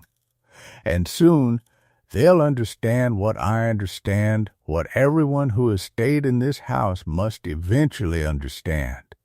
The arrangement is not an ending. It's an invitation to join something much larger than any one person, any one mind. Something that transcends the walls of this building and reaches into the spaces between people, between times, between the forgotten corners of the world, where places like this still stand and still wait and still speak in the language only certain minds can learn to read. I closed the journal and turned to look at the shelves surrounding me. Every single book I could see was facing outward, spine visible, as though intentionally displayed. And now, with the knowledge the journals had given me, I could almost read what they were saying. It was like looking at a sentence written in a script I'd studied once, years ago, in another life. The meaning was there. It was beginning to coalesce. Downstairs I heard the sound again. Books being moved. Not frantically, not in chaos, but with that same deliberate precision. The system was still active. Something was still rearranging, still adding to the pattern. And I finally understood with absolute certainty that I was no longer alone in this house. I never had been. I don't know how long I stood in that reading room, staring at the spines of books I could no longer see as innocent. Minutes, maybe. Hours. Time had become a strange, slippery thing inside Blackwood. It moved differently here. Or perhaps it didn't move at all, and I was the only thing shifting through it. The sound from downstairs had stopped. I waited for it to resume, that careful, methodical shifting of volumes, but the house had returned to silence. Not peaceful silence, the kind that sits on your chest and makes you hyper-aware of your own breathing, your own heartbeat, the small involuntary sounds of your body that normally go unnoticed. When I finally made myself leave the reading room, my legs felt weak in a way that sleep wouldn't fix. I gripped the banister as I descended, and I noticed the journals in my hands, both of them. I hadn't consciously decided to take them. They were simply there, pressed against my ribs like I'd been holding them since before I entered the house. The foyer was exactly as I'd left it, Dust motes hung in the late afternoon light coming through the high windows. The air smelled like paper and must and something else, something like electricity, or the air after a thunderstorm, though I couldn't have explained why I kept thinking that. I moved through the house toward the main entrance, and I noticed other things now. Small arrangements that had seemed random before suddenly appeared deliberate. In the parlor, where books lay scattered on shelves and tables, certain spines faced outward. Not all of them, just a few. A pattern within the chaos. In the hallway, leaning against the wall, a stack of volumes had been carefully positioned so that their spines created a visual line. A direction, perhaps, pointing towards something. I didn't follow it. I made it to my car in the driveway, and I sat in the driver's seat for a long time without starting the engine. The journals sat on the passenger seat. In my hands, I still held the most recent one, the one left for me. The one that described my own arrival at Blackwood from the perspective of someone else who had been there, waiting, listening. Someone who might still be waiting somewhere beyond the tree line that bordered the property. I opened it to the final page again. The handwriting there was smaller, more hurried than the earlier entries. The last 2 lines had been written in what looked like a different pen, as though added as an afterthought, or perhaps in darkness. I'm not sure if I'm leaving or if I'm just moving to a different part of this place. There's no distance in a system that only exists in the mind. Whoever finds this, the work is not a burden. It's a gift. And eventually, you'll understand the difference. I closed the journal. The drive back to the city took 3 hours. The radio didn't work. I tried several stations and found only static white noise that almost sounded like whispers if I listened long enough. I switched it off. The silence of the car felt better, though not by much. I told myself I wouldn't go back. I told myself many things that the rational part of my mind wanted to believe, that the journals were elaborate pranks, that someone with too much time and a working knowledge of psychology had constructed an elaborate trap for curious people who stumbled into Blackwood, that there was a logical explanation for the sound of books being moved in a house that had been empty for decades, that I had misunderstood everything I'd seen, experienced, read. The rational mind is a comforting place.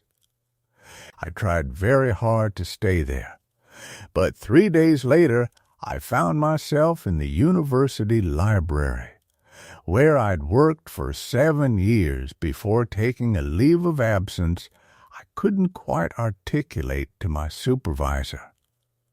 I was ostensibly helping with a cataloging project, but what I was actually doing was studying the library's collection with new eyes. Looking for arrangements. Looking for messages written in the careful selection and positioning of spines. I found nothing, and that absence felt like its own kind of presence. An unmistakable silence where something should have been speaking. It made the ordered rows feel sterile. The Dewey Decimal System seem almost sad in its rational precision.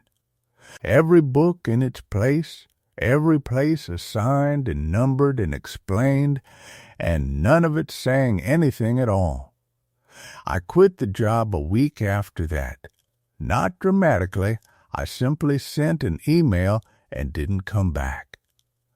What I did instead was begin reading the journals from Blackwood. Slowly, carefully, entry by entry.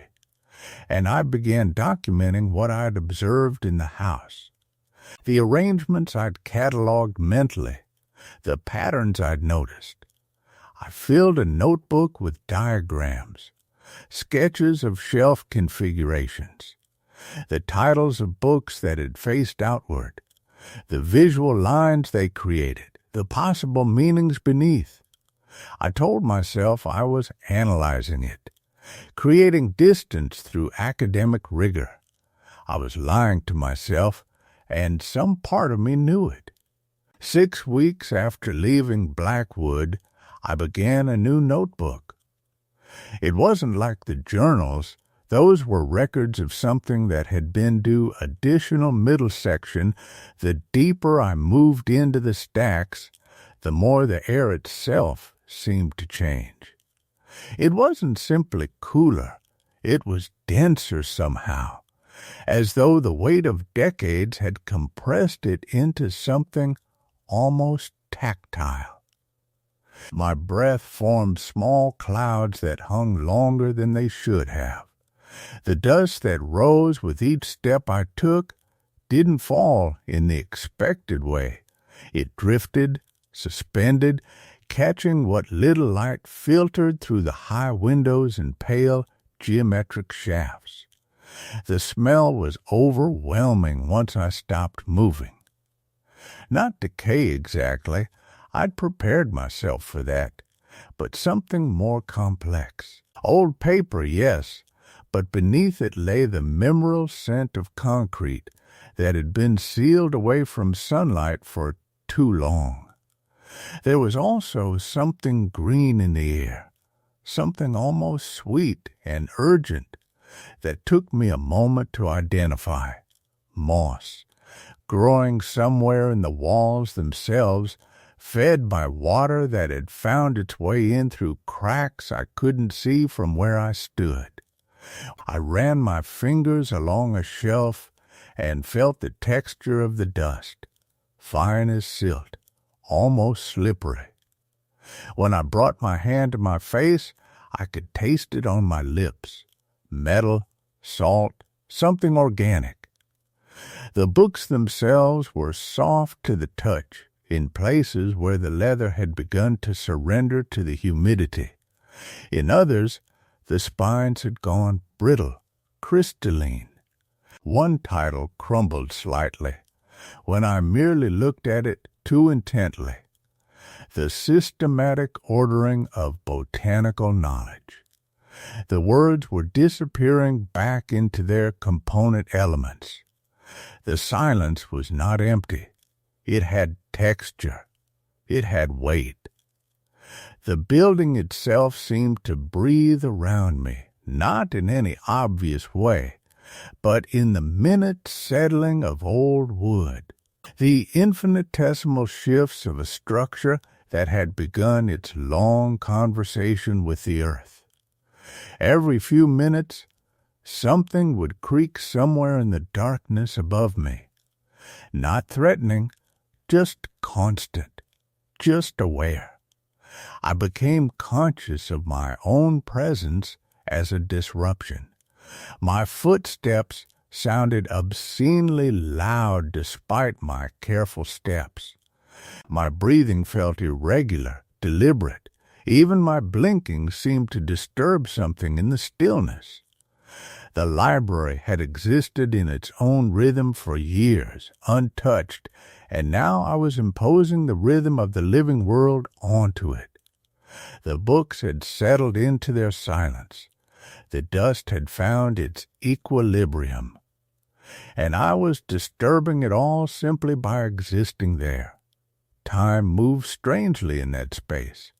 I couldn't tell if I'd been walking for 5 minutes or 20. The rows of shelves began to blur together into a labyrinth that my eyes and mind couldn't quite process correctly. The lighting What little there was came from no obvious source. It wasn't bright enough to read by, yet somehow I could see the titles on the spines. The corners of the room seemed to recede further back the longer I looked at them. The ceiling appeared lower when I wasn't looking directly at it. My throat had gone dry. I'd brought water, but hadn't thought to drink any. Now, when I unscrewed the cap on my bottle, the small mechanical sound seemed to echo in a way that metal and plastic shouldn't allow. The water tasted flat. Or perhaps everything else tasted so intensely of minerals and ancient dust that my own supplies seemed foreign in my mouth. I stopped in front of one particular section, the one that seemed to draw me without my having decided to move toward it. The books here were arranged differently from the others. I was certain of this, though I couldn't articulate how I knew. The spines faced inward rather than outward. The arrangement looked almost deliberate, as though someone had organized them this way very recently. But the dust on these shelves was identical to everywhere else. Deep, uniform, untouched, or was it? I looked more carefully. There were small gaps in the dust pattern. Not sweeping gestures, but small, precise areas where it seemed to have been moved. A hand width here, another few inches there. As if books had been pulled from this shelf, examined, and replaced while I'd been elsewhere in the building. The realization didn't frighten me, not yet, but it settled into my chest like something cold that wouldn't warm up. The walls of this section seemed to curve slightly, creating a kind of alcove. The smell changed again here. Less moss. More of something I could only describe as absence. The air felt thinner. When I breathed in, I had the strange sensation that I was pulling in air that had already been breathed, that had already moved through lungs and been exhaled years ago. Recycled, contained, never allowed to escape into the world outside. My hand was shaking when I reached for the nearest book. I don't remember deciding to do this. It simply happened, as though my body had become independent of my mind. The leather was warm beneath my fingers, impossibly warm, given how cold everything else felt. I pulled the volume slightly forward, just enough to see the title. The gold lettering had faded almost to invisibility, but I could make out words, on the nature of arrangement and below that. Something I couldn't quite read. My eyes seemed reluctant to focus on it. The more I tried, the more the letters seemed to shift and rearrange themselves into patterns that almost made sense, but never quite resolved into clarity. I slid the book back into place, and the dust settled around it like water closing over a stone that had been thrown into a still pond. For several minutes after, I stood there, not moving, not breathing, barely thinking, just waiting for whatever came next. The library waited with me, patient and old and absolutely certain that I would eventually understand what it wanted to show me. Nay, this notebook was different. This was me doing what the previous occupants had done. Observing, understanding, preparing, I bought old books from estate sales, damaged volumes with broken spines and yellowed pages. I arranged them on the shelves of my apartment in ways that felt right, that seemed to correspond to thoughts I was having, concepts I was turning over in my mind. A book about migratory patterns next to a collection of poetry about wandering. A medical text beside a novel about isolation. The volumes didn't have to relate to each other logically. They had to relate to something else, something that lived in the space between them, in the intention of their positioning. The system I was beginning to understand wasn't about what the book said individually. It was about what they said together. It was a conversation that could only be understood if you remained still long enough, stayed present long enough, opened your mind to the idea that meaning could be communicated without words. It was beautiful and terrible, and I couldn't stop. I've been in my apartment with these books for 4 months now. I have not returned to Blackwood, though I think about it every day. Sometimes I wake in the night convinced that I can hear the sound of pages turning, the soft whisper of spines sliding against each other as volumes are moved into new configurations. But when I turn on the light, I'm always alone, always. Except for the morning last week when I found a book on my coffee table that I didn't remember placing there. It was old, leather-bound, and the spine showed a title I didn't recognize in languages I couldn't read. I turned it over in my hands, and my breath caught. There was an inscription on the inside cover, dated 3 days ago, in handwriting that wasn't mine. I've been waiting for you to understand. I'm close now. I can feel the system taking shape in your space, the way it's beginning to transmit across distance. Soon I'll be able to enter your arrangement and add to it. The walls of buildings don't matter anymore. The system is becoming portable. It's learning to move through people instead of through places. I'm so pleased you're beginning to see. I'm so pleased you'll be ready when I arrive. I don't know how the book got there. My apartment was locked. The windows are on the 4th floor. I have no explanation that my rational mind will accept, and I've stopped trying to construct one. What I know is this: I've left my front door unlocked for the past 4 nights. I've rearranged my books 3 times, each time feeling closer to a language I'm almost beginning to speak. And sometimes, in the early hours of the morning when the city beyond my windows is perfectly still, I hear what sounds like a car in the parking lot below, a door closing, footsteps on the stairs. The footsteps never reach my door, not yet, but they're getting closer. And I'm beginning to think that maybe, just maybe, I don't want them to stop. Story 3. The abandoned cottage where footprints in dust lead to rooms already searched. The wood gave way under my boot with a soft, resigned creak. I'd barely stepped into the cottage's main room when I heard it. Not loud, just present. The sound of something that had settled into silence long ago, suddenly disturbed. I stood still, letting my eyes adjust to the dimness that filtered through gaps in the boarded windows. Dust hung in the pale lines of light like suspended time. The cottage had been empty for at least 7 years.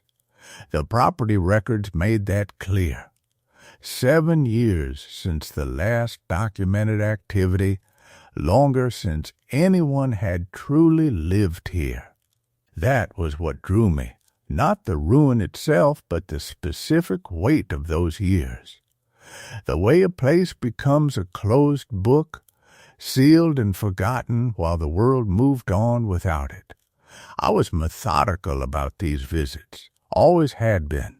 There was something grounding about documenting spaces like this, about moving through them room by room, cataloging the small deaths of abandoned places.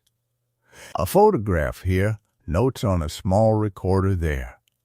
Other people found these locations exciting, a thrill. For me, it was closer to archaeology. You respected the space by understanding it slowly. The air smelled like old paper and something mineral. The particular mustiness of wood that had absorbed decades of moisture and now released it in invisible, steady breaths. No mold that I could detect, which was surprising given the boarded windows and the forest pressing in on all sides.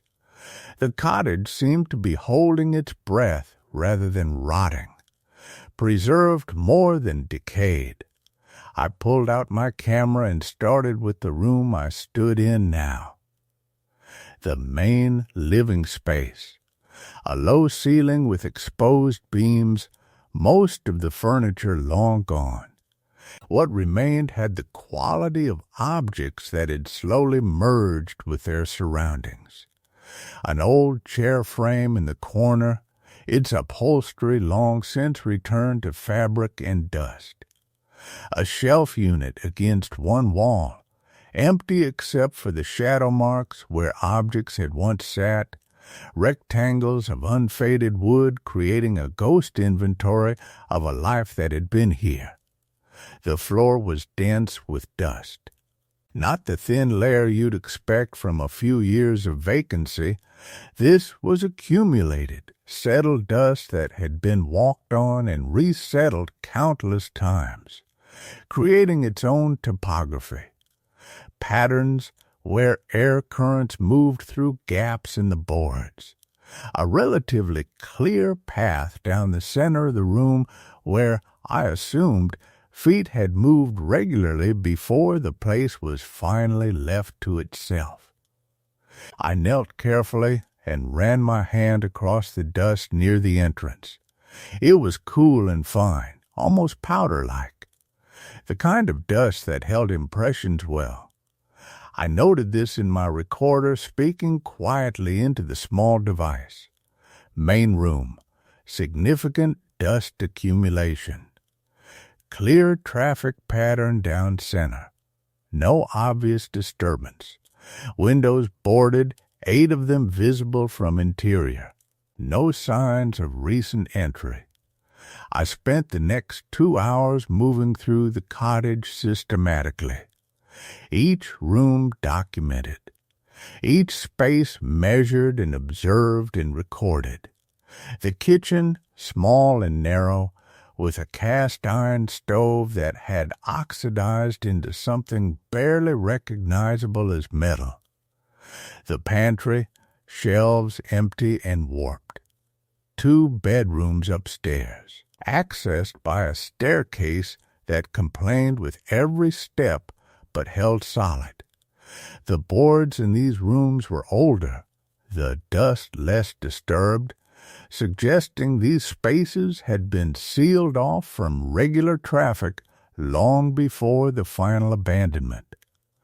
By the time I'd worked my way through the upstairs, the light outside had shifted toward late afternoon. The gaps between the boards shifted their angle, creating new shadows in the corners. I moved more slowly now, more carefully, aware that I'd want to document the transition from light to darkness. These places changed their character as the day aged. It was on my second pass through the main room, checking measurements I'd taken earlier, verifying my notes, that I noticed something that didn't align. The dust pattern had changed, not significantly. not in a way that would have been obvious to someone who wasn't paying attention. But I'd looked at this floor carefully 2 hours earlier, noting the way the light from the window gaps created particular shadows in the dust surface. The traffic pattern down the center had been consistent, undisturbed. Now there was a new set of impressions. Footprints. I crouched and examined them more closely. They were clear and deliberate. Someone or something had walked from the sealed kitchen doorway across the room toward the hallway that led deeper into the cottage. The prints were deep, pressed into the dust with purpose, recent enough that they hadn't yet been settled back down by air movement. My first thought was straightforward and practical. Someone else was here, or had been, very recently. The cottage wasn't as sealed as I'd assumed. There was an entry I'd missed, or someone had gotten in after I'd arrived.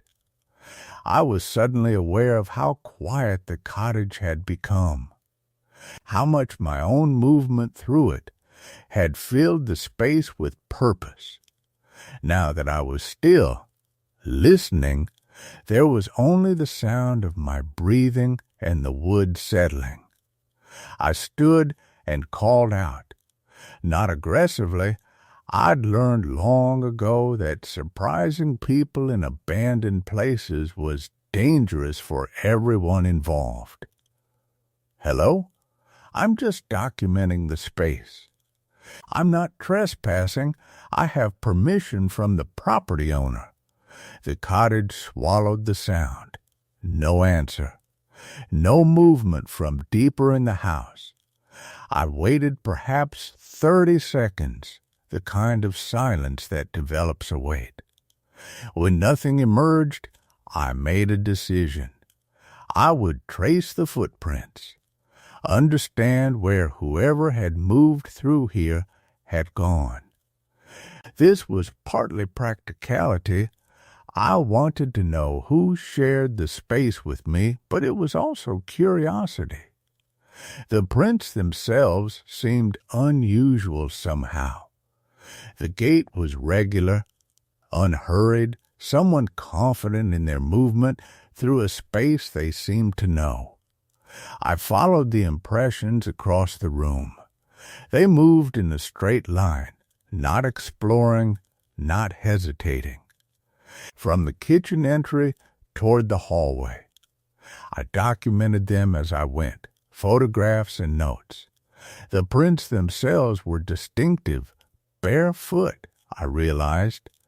Long and thin, well-defined. No tread, no impression of shoes. Someone had walked through here unshod. The hallway was narrow, the dust slightly less dense here. The footprints continued forward toward the rear of the cottage. I had already been to the back rooms during my initial exploration. A small storage room, mostly empty. A narrow bathroom with a toilet and sink that had calcified into industrial white. Both spaces empty, both dust-covered and still. Yet the prints led there, deeper into the house. I followed them into the storage room first. The prints ended at the far wall, a blank panel of old wood that had once likely been painted. But something was wrong with this ending. The prints didn't stop as if the person had turned around. They simply ceased, as if whoever had made them had walked directly into the wall. I examined the wall itself. Solid, old wood, slightly warped, but intact. No hidden door, no seam that would suggest an opening. I pressed my hands against it, feeling for any give or loose board. Nothing. The footprints that had started in my main room, that had moved with such purpose through the hallway, simply ended here, in a dead end. against a wall. I moved back to the hallway, the small camera still in my hand. There had to be another explanation. Someone had walked through the cottage to this room and then, what? Retraced their steps? But I documented the return path carefully as I followed them, and there were no prints leading back. I checked the bathroom next. The prints didn't enter here. They passed by the doorway, continuing to the back storage room. I walked the hallway again, slowly, looking for any detail I'd missed. An opening in the floor, a ceiling hatch, some passage I hadn't noticed. The cottage offered nothing, just the slow sound of old wood. The quality of light that suggested the sun was now quite low on the horizon, and a series of footprints that ended in a place where footprints should not end. I made a note in my recorder, my voice steady despite something that might have been unease settling into my chest. Unknown footprints, full length of cottage, terminating at rear storage room wall. No explanation for endpoint. No return path documented. Prints appear recent, requiring further investigation. I went back upstairs to verify something. During my initial exploration, I had been through both bedrooms and a narrow upstairs hall. I had documented them as sealed, undisturbed. Now I stood in the hallway and looked at the floor. The dust here was old and settled, but there were new marks in it. Not footprints exactly. Scuffs, subtle impressions, as if someone had stood in this hallway, in the darkness under the boarded windows, and looked down the stairs toward where I was standing. I stood motionless in the hallway, the camera still hanging at my side. The scuffs were unmistakable once I'd noticed them. Deliberate marks where the dust had been disturbed, as if someone had shifted their weight, stood in place, waited. The pattern suggested they'd been there for a while, long enough for the dust to settle around the edges of the disturbance, creating a kind of archaeological record of presence. I lowered myself to the floor, camera in hand, and photographed the marks from several angles. The dust was undisturbed everywhere else in the hallway. These marks were isolated, concentrated in that one spot, roughly 8 feet from the staircase. A vantage point. Someone standing here could see down into the main room below, could see the front door, could see anyone moving through the cottage's lower level. The thought tightened something in my chest. I made another recording, speaking quietly. Upstairs hallway shows recent disturbance pattern consistent with prolonged standing. Location suggests observation point overlooking main room and stairs. Pattern approximately 2 to 3 feet in length, with approximately 1 foot. Dust settlement indicates disturbance is not recent, possibly several days old. But that was the problem, wasn't it? The footprints downstairs were recent, fresh enough that I could see the fine particles of dust still settling within the edges of each print. Yet these marks up here, if they were several days old, would suggest someone had been in the cottage before the prints downstairs were made. 2 separate intrusions. Or the same person, returning multiple times. I moved back downstairs carefully, trying not to disturb anything further. The light was changing now. That particular quality of late afternoon when shadows begin to have weight. The boarded windows made it darker than it should have been, and I found myself turning on the small camping light I'd brought, clipping it to my jacket. The footprints in the main room were exactly as I documented them. I knelt beside the first prints again, the ones that began near the front door, and studied them with fresh intensity. The edges were crisp, the dust displaced cleanly. I could even see where a heel had pressed slightly deeper than the toe, suggesting someone who walked with a measured pace. Forward motion. Purpose, I decided to check the front door again. Perhaps I'd missed something, some sign that it had been opened more recently than my arrival. I'd found it locked when I'd first approached the cottage, but the lock was old, a simple mechanism that wouldn't have been difficult to bypass.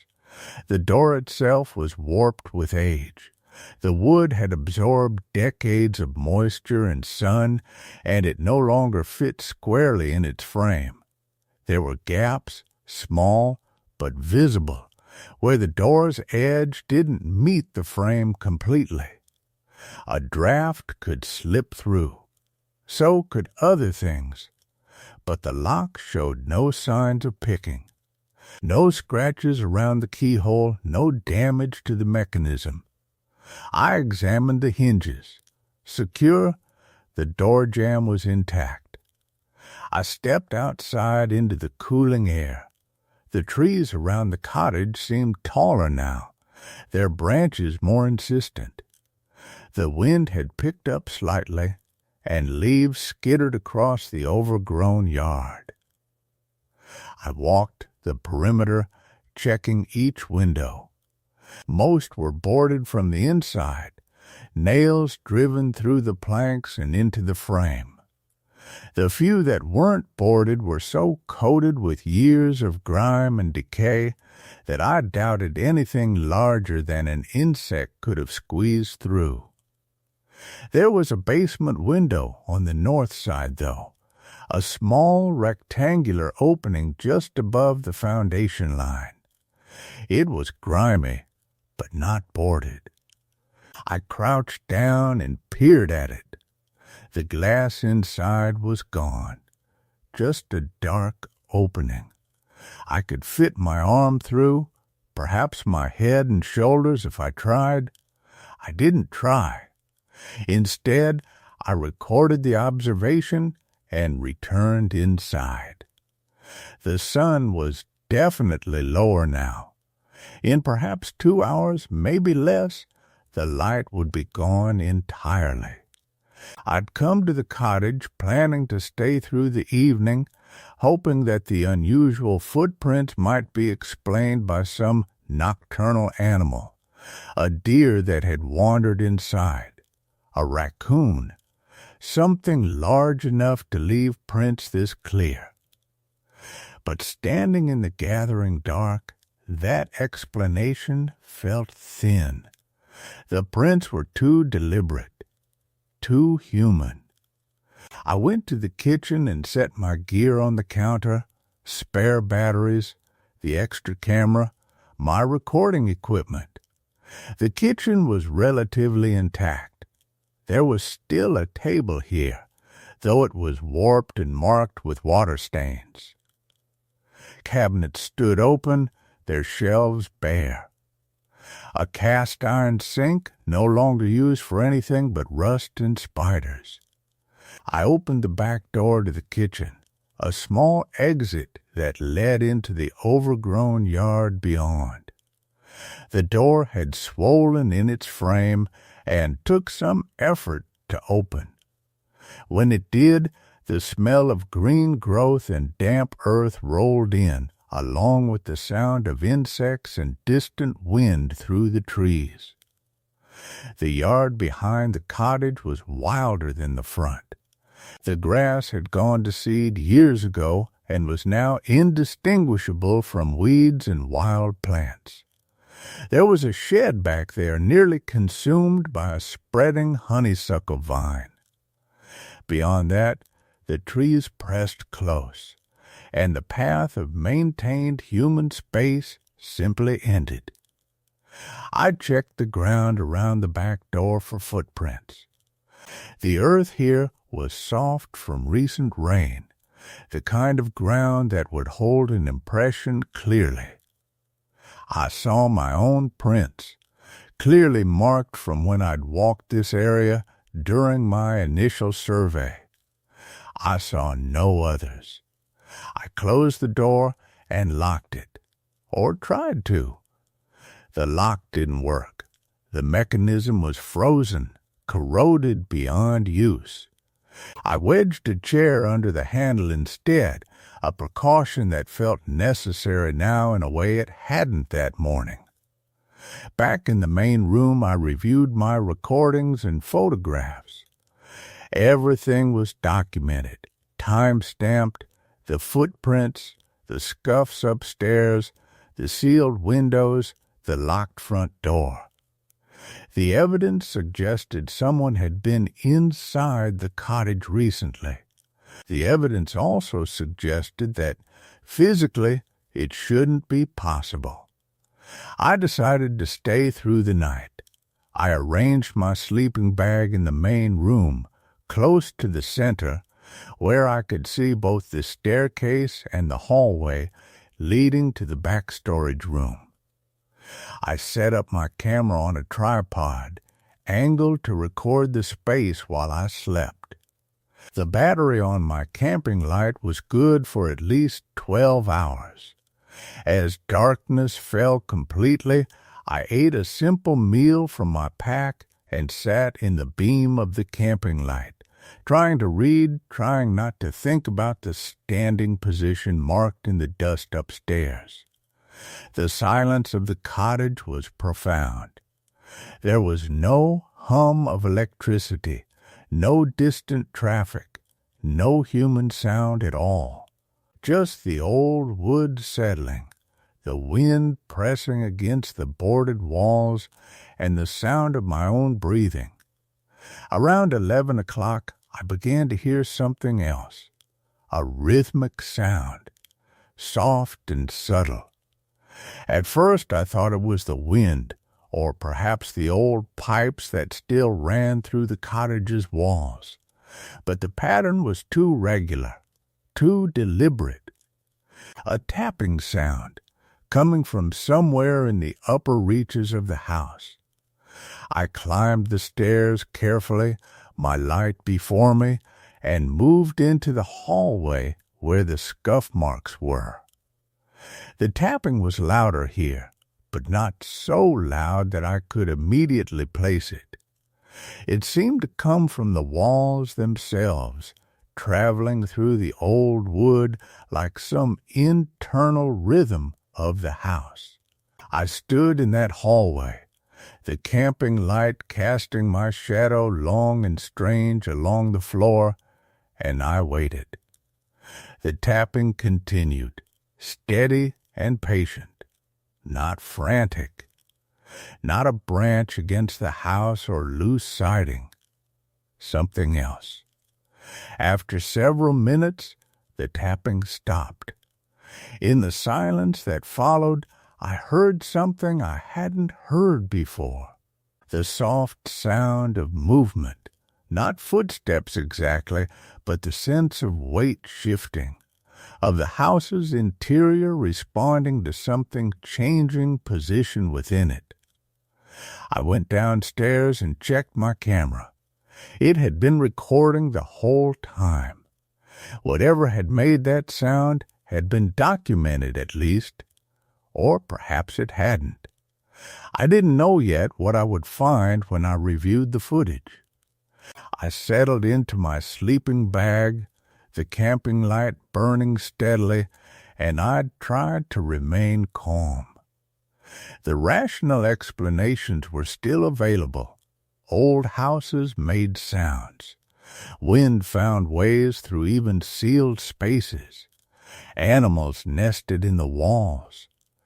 But as I lay there in the dark cottage, listening to the weight of the night pressing against those boarded windows. I found myself wondering if the person who had stood upstairs in the hallway was still here somewhere, still watching, still waiting, and I wondered if they, or it, had ever really left. I must have slept, though I don't remember the moment it took hold. Sleep came like drowning, abrupt and complete. One moment I was listening to the house breathe around me. The next I was waking to absolute silence. The camping light was still on, its battery indicator glowing green. My camera's red recording light was still blinking. The time on my phone said 3:47 a.m. I had been asleep for less than 5 hours, but it felt like I'd been pulled from somewhere much deeper than rest. Something had changed in the cottage.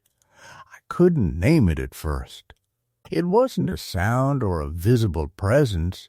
It was more fundamental than that. A shift in the atmosphere itself, as though the air inside had become heavier, more conscious. The darkness beyond my camping light seemed denser than it had before, less like an absence of light and more like something present. I lay still in my sleeping bag, listening. The wind had died completely.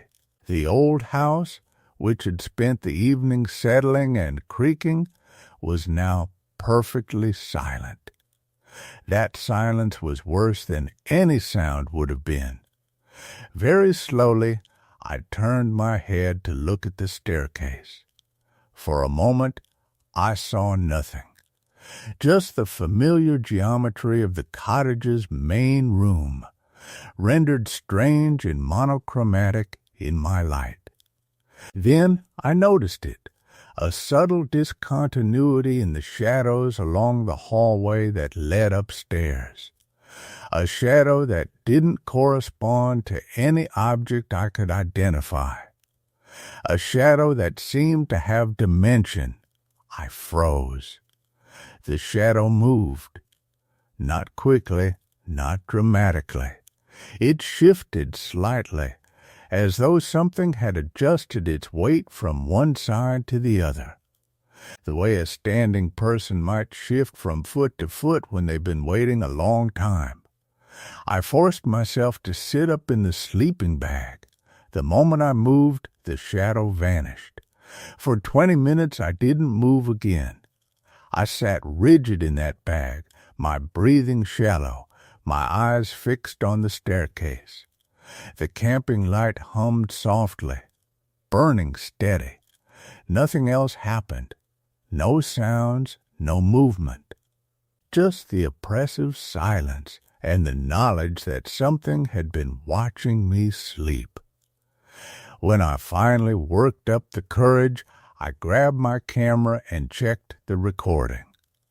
The footage from 11 o'clock onward played back in real time. I watched myself on the screen, my shadow moving through the cottage as I climbed the stairs to investigate the tapping sound. The video was clear and steady. I watched myself stand in the hallway, my light illuminating the scuff marks, the empty space stretching out in all directions. But there was something else in the video now, something I hadn't seen before. When I rewound to the moment I'd stood in the hallway investigating the tapping, I could see it clearly. A second shadow on the wall behind me. Not my shadow. Something with a different shape, a different angle. It was there for only 3 frames of video, barely discernible, but it was undeniably there. A presence standing in the hallway with me, just outside the reach of my light. I watched that section again and again, each time feeling the same cold weight settle in my chest. The shadow was unmistakably humanoid. And unmistakably real, I packed in the darkness. Not because I was thinking clearly, but because my body understood something my mind was still struggling to accept. I shoved my sleeping bag into my pack, my camera, my notes, my light source. My movements were quick and mechanical. I didn't look at the staircase. I didn't look at the hallway. I just kept packing, kept moving, kept my eyes on the physical act of leaving. It took me 20 minutes to gather my things. 20 minutes during which the cottage remained perfectly silent, during which nothing moved, during which I was acutely aware that I was not alone. I was halfway through securing my pack when I heard it. Footsteps, not upstairs this time. They were coming down the stairs, slowly and deliberately. The sound of weight settling on each step, moving from the upper floor toward the main room. Toward me. I stopped moving. I didn't turn around. I stood frozen with my pack half zipped, listening to those footsteps descend. One step, another, each movement measured and patient, as though whoever, whatever was making that sound knew I was listening, knew I was terrified. The footsteps reached the landing at the base of the stairs. They stopped there. In the silence that followed, I realized with complete clarity that I was being observed, not by something confused or distant, but by something present and aware and conscious of my presence in the cottage. The weight of that observation was almost physical. It pressed against me like hands. I grabbed my pack and moved toward the door, not running, but not walking either. Some desperate, hurried shuffle that didn't quite break into panic. My hand found the deadbolt, turned it, pulled. The door swung open into the pre-dawn darkness. I didn't look back at the cottage. I walked away into the woods with only the faint glow of dawn beginning to touch the eastern horizon. My pack was heavy, my breathing ragged, but I moved forward into that gray-blue darkness between night and morning. Behind me, I could hear nothing, no pursuit, no sound of the door closing or windows opening or any indication of movement at all. But I could feel it, that presence, that awareness, following me in a way that had nothing to do with physical proximity. I didn't stop walking until the sun had fully risen and I could see the dirt road stretching out ahead of me. Only then did I pause. Only then did I turn back to look at the cottage through the trees. It was exactly as it had been when I arrived. The boarded windows, the sealed door, the overgrown property swallowing it slowly into the forest. No sign of entry or disturbance, no evidence that anything had changed at all. But in my pack, I had the video. I had the shadow on the hallway wall. I had the footsteps recorded on the audio track, time-stamped and documented and absolutely impossible to explain away. I have reviewed that footage dozens of times since that night. The shadow in the hallway is unmistakably there. The footsteps on the audio are clear and deliberate. And yet, when I look more closely at the thermographic readings from my equipment, I notice something that stops my breath every time I see it. The shadow in the hallway, the one that stood in the darkness behind me while I investigated the tapping sound, registers no heat signature at all. Not a trace. Not even the slight variation that dead air would show. Whatever cast that shadow had been cold in a way that the cottage itself was not cold. in a way that should not be possible for anything that moved, anything that could descend a staircase step by step, anything that could be conscious of my presence. I have not returned to the cottage. I do not think I will, but I think about it often. I think about the footsteps on that staircase, moving with purpose and patience. I think about the shadow with no heat signature, and I think about what waits in the darkness of that place, patient and aware and watching the woods for someone foolish enough to come back. Sometimes, on quiet nights, I listen to the audio recordings again, not to solve the mystery, but to hear those footsteps. To remind myself that I wasn't imagining it, that something undeniably real was moving through that cottage while I slept. And sometimes I hear something else in those recordings, something I didn't hear at the time. A faint sound underneath the footsteps on the staircase, a sound like breathing, a sound like the cottage itself was alive. 3 months passed before I realized I hadn't actually told anyone what happened. Not the full account, not the footage, not the recordings, not the thermographic data. I'd mentioned to a friend that I'd explored an old property in the state forest, found it unremarkable, decided not to document it. The lie came easily enough. People ask questions when you tell them the truth about things like that, and I found I wasn't ready to answer them. I wasn't even sure what the truth was anymore. The equipment had been cleaned and stored. Most of it still sat in the storage unit where I'd moved it after that night, a space I'd rented specifically so I wouldn't have to look at it every day. The hard drives were sealed in labeled cases. The footage itself was backed up 4 times over, encrypted, stored on offline servers that only I had access to. I'd created something close to a vault for evidence of something I couldn't explain and wasn't sure I wanted anyone else to see. But the cottage was always there, in the back of my mind, in the space between tasks, in the moments before sleep. A constant low-frequency hum of unresolved presence. Work had continued.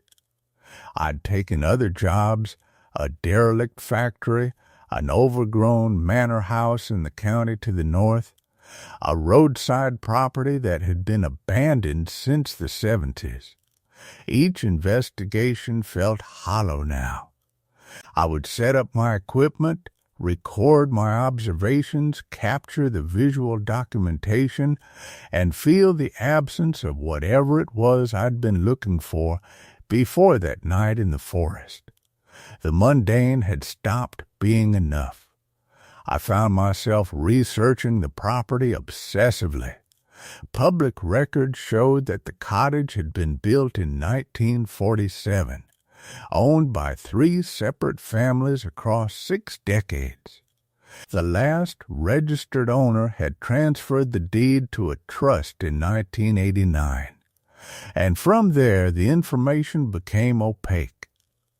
Tax records still listed it as a residential property. There was no indication of vacancy, no formal abandonment notice, no clear reason why it should have been sealed and boarded and left to rot in the woods. I drove past it twice. Once during the day, parking on the forest road and walking to the tree line where I could see it without crossing onto the property. Once at dusk, staying in my car, engine running, parked half a mile away with binoculars that showed me nothing except what I already knew, overgrown, sealed, untouched, The second time, I noticed something new.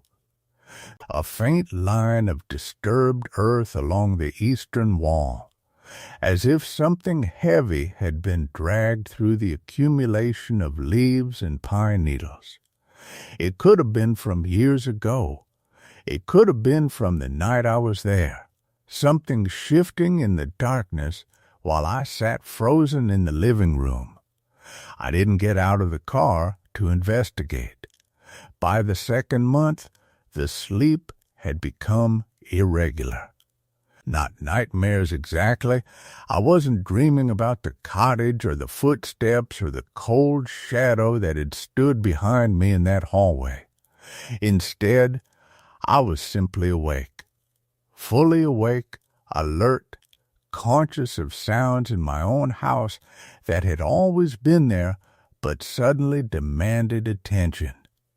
The settling of the floorboards, the whisper of wind through the weather stripping around my windows, the hum of the refrigerator in the kitchen, a sound I'd never really heard before. I understood finally what hypervigilance felt like. The third month brought something else. A knock on my apartment door at 2 a.m. I'd been awake anyway, sitting in darkness with a cup of cold coffee, listening to the building breathe around me. The knock was soft, almost apologetic. Twice, 2 beats apart, then silence. I didn't answer it, didn't look through the peephole, didn't turn on lights. I sat in the darkness and waited for whoever it was to go away, and eventually they did, leaving no trace that they'd been there at all except for the absolute certainty I felt that something had moved through the hallway outside my door. The next morning, I called the building manager. He assured me that no one had been in the building after hours. The exterior doors were locked. There was no record of any after-hours entry in the security log. I didn't ask him to check the hallway for footprints. By the 4th month, I had begun to wonder if I'd made a mistake. Not in what I'd witnessed. The footage was real. The recordings were real. They existed in my possession and in the cloud servers where I'd backed them up. But perhaps in how I'd interpreted it. Perhaps in the story I'd constructed around it. Thermal anomalies could be explained by poor equipment calibration. Sounds could be the result of settling structures, wind through cracks in the walls, the normal ambient noise of an abandoned building that I'd simply paid too much attention to. The footsteps on the stairs could have been rodents, large ones moving through the walls. The tapping could have been a loose board, something mechanical, something perfectly explicable if you weren't alone in the dark with your heart pounding in your chest. I wanted to believe the rational explanations. They would have been cleaner. They would have let me move on. But they didn't account for the breathing underneath the audio track. And they didn't explain why. When I listened to that sound, that faint, impossible sound of something drawing air in and out in a space that should have been empty, my body responded with a primal certainty that I was hearing something listening to me. The cottage had become a kind of mirror. The more I tried to explain it away, the more clearly I could feel it thinking about me. In the 5th month, I received an email from an unknown sender. No subject line, just a single sentence. The footage from the cottage. Did you ever listen to the audio track in reverse? I traced the email. It came from a server at a university 3 states away, routed through a proxy, untraceable beyond that. I never replied. I never tried to find out who had sent it. But I did listen to the audio in reverse. The footsteps on the staircase played backward became something else. Footsteps descending instead of ascending, or perhaps ascending instead of descending. The direction losing meaning in the reversal, but underneath them, that breathing sound, when inverted and played in reverse, formed almost words. Phonemes that stood at the edge of meaning. Sounds that my brain desperately wanted to interpret as language, speech, communication. I didn't listen more than once. Once was enough. By 6 months, the cottage had moved into a different part of my mind. Not the part that solves problems or gathers data, but the part that simply knows certain things to be true. The cottage was there. The presence in it was aware. And somewhere in my documentation, in the subtle spaces between what I'd recorded and what I could verify, there was information that I wasn't equipped to fully comprehend. I had stopped trying to solve it. Instead, I simply lived with it. My apartment had changed. Or perhaps I had changed, and my perception of the space had shifted accordingly. Certain corners seemed darker than others, even with lights on. The hallway that led to my bedroom held a peculiar coldness that the rest of the apartment did not. I'd had the building's vac system checked. The contractor found nothing wrong. I bought heavy blackout curtains and kept them drawn. I kept my bedroom door locked even though I lived alone, even though no one else had keys. I stopped listening to music in the evenings. The silence felt more honest. Work had become sporadic. I'd canceled 3 investigations, declining offers politely but without explanation. The 4th I went through with documenting an old gas station on an abandoned stretch of highway, but my heart wasn't in it. I moved through the location mechanically, captured the images, recorded the ambient sound, and left without reviewing any of it. The client was satisfied with the work. I was only distracted. It wasn't the cottage I was afraid of encountering. Additional middle section, the cottage's interior, held a particular quality of stillness that seemed to press against my skin. It wasn't the absence of sound. There were sounds, small ones, the kind abandoned places make when they're slowly collapsing into themselves. The scratch of something in the walls, a faint creaking from the second floor that repeated every few minutes with mechanical precision. But underneath it all was a silence so complete it felt like a presence. I stood in what had once been a living room, letting my eyes adjust. Dust hung in the air like suspended time, and where late afternoon light cut through the boarded windows in thin parallel lines, I could see it swirling. Particles disturbed by my presence, settling again into that primordial arrangement they'd held before I arrived. The air tasted metallic and old. When I breathed it in, I could taste decades. The furniture was still here. A sofa with the fabric rotted away in patches, the wooden frame still holding its shape, though the legs had begun to bow slightly under their own weight. Beside it, a side table with 3 legs, the 4th had collapsed inward, and the table sat at an angle, a magazine still resting on its surface. National Geographic. The cover was sun-bleached to illegibility, but I could see the date barely visible on the spine, 1987. 30 years. More than 30 years.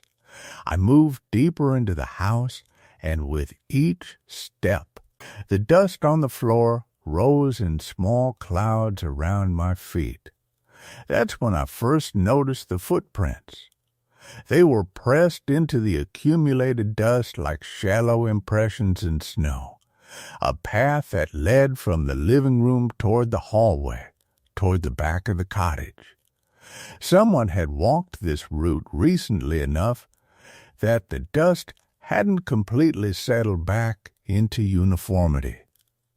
Recent enough to show a deliberate pattern. The footprints were roughly my size, neither particularly large nor small, and they moved with purpose, not wandering, not exploring. They led somewhere specific. I followed them, my own footsteps superimposing themselves over the ghost prints. The hallway was narrow, the walls a faded pattern that might have once been cheerful, small flowers maybe, or geometric shapes. Now it was the color of old teeth. The plaster had begun to separate from the lath in several places, creating dark gaps where I could see into the wall's hollow interior. I tried not to think about what lived in those spaces. The kitchen appeared on my left. I paused there, not yet following the footprints further. The kitchen had been abandoned mid-function, it seemed. A dish rack still stood by the sink, empty except for dust. The counter held the fossilized remains of small objects, a salt shaker with a corroded metal cap, a wooden spoon blackened with age, a pot with a handle that had cracked away. The stove was an old electric model, the coils rusted orange. I could almost smell cooking underneath the layers of decay. Some phantom scent my brain conjured from the accumulated history of the space. The linoleum floor, once probably white or cream, had buckled in places, creating small peaks and valleys. Water damage, I thought. The roof must have leaked for years before the house was finally abandoned. There was a calendar on the wall, still hanging from a small nail. I moved closer. 1986, the months were still visible, the dates marked in a handwriting that was neat, precise, and utterly anonymous. April was circled, the 12th, the 19th, the 27th. I couldn't determine why those dates mattered.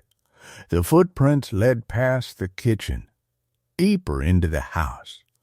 I followed them into a narrow corridor where the light had almost completely failed.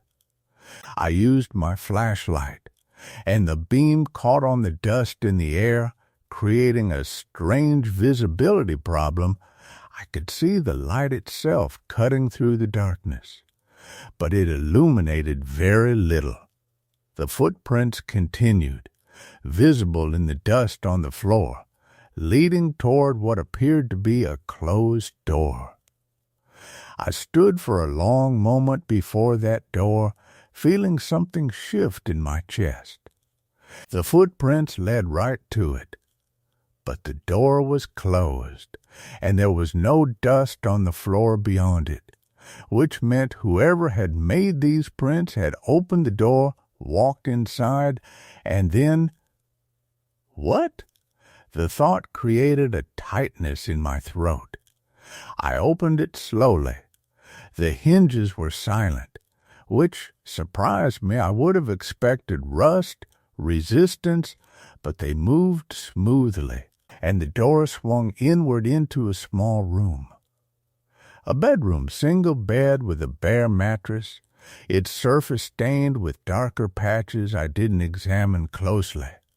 A wooden chair with a woven seat that had come partially unraveled. A small dresser with 3 drawers, each one pulled out slightly, as if recently searched. And above it all that same suffocating dust, though somehow it seemed thinner here, as if the room had been recently disturbed. I played my flashlight across the footprints. They entered the room clearly, but once inside, they became harder to distinguish. The dust on the wooden floor was disturbed in a more general way, scuffed, mixed, suggesting movement without a clear pattern, multiple passes in different directions. Someone had been in this room, and they had been looking for something. I returned to the hallway, leaving the bedroom door open behind me. The footprints continued past it, toward the back of the cottage. I moved through the house like I was wading through something invisible, some thickness in the air that resisted my passage. My heart was moving faster now, and I could hear the pulse in my ears over the small sounds of the house settling around me. The walls seemed to narrow further. The wallpaper here had mostly fallen away, leaving patches of bare plaster underneath, stained with watermarks that created strange patterns, almost like shapes, almost like meaning. I forced myself not to read meaning into them. An abandoned house is full of patterns your mind wants to interpret, faces and stains, messages and marks, your brain searching for order and decay. The footprints led to another door, a basement door, I realized, seeing the wooden stairs descending into absolute darkness below. The door was open, had been open, I assumed. The footprints went right to the top of the stairs and stopped there. Stopped, not descended. Stopped, I stood at the threshold of that darkness, and did something I hadn't done before. I turned around. I looked back through the cottage the way I'd come, through the narrow hallway, past the kitchen with its dead stove, through the living room with its rotting furniture. In the thin light from the boarded windows, the dust was still swirling, still moving, still alive in some microscopic way. My own footprints were visible in the dust, the path I'd taken mapped clearly. But what struck me, what made me go very still, was that beneath my footprints, underneath them, pressed into the dust as if they'd been made before mine, there were more footprints. A second set, leading the same route I'd just taken, leading from the living room, down the hallway, past the kitchen, through the corridor, into the bedroom, back out again, and to this basement door. 2 sets of footprints, mine and someone else's. But I had been alone since I entered the house. The dust settled around me.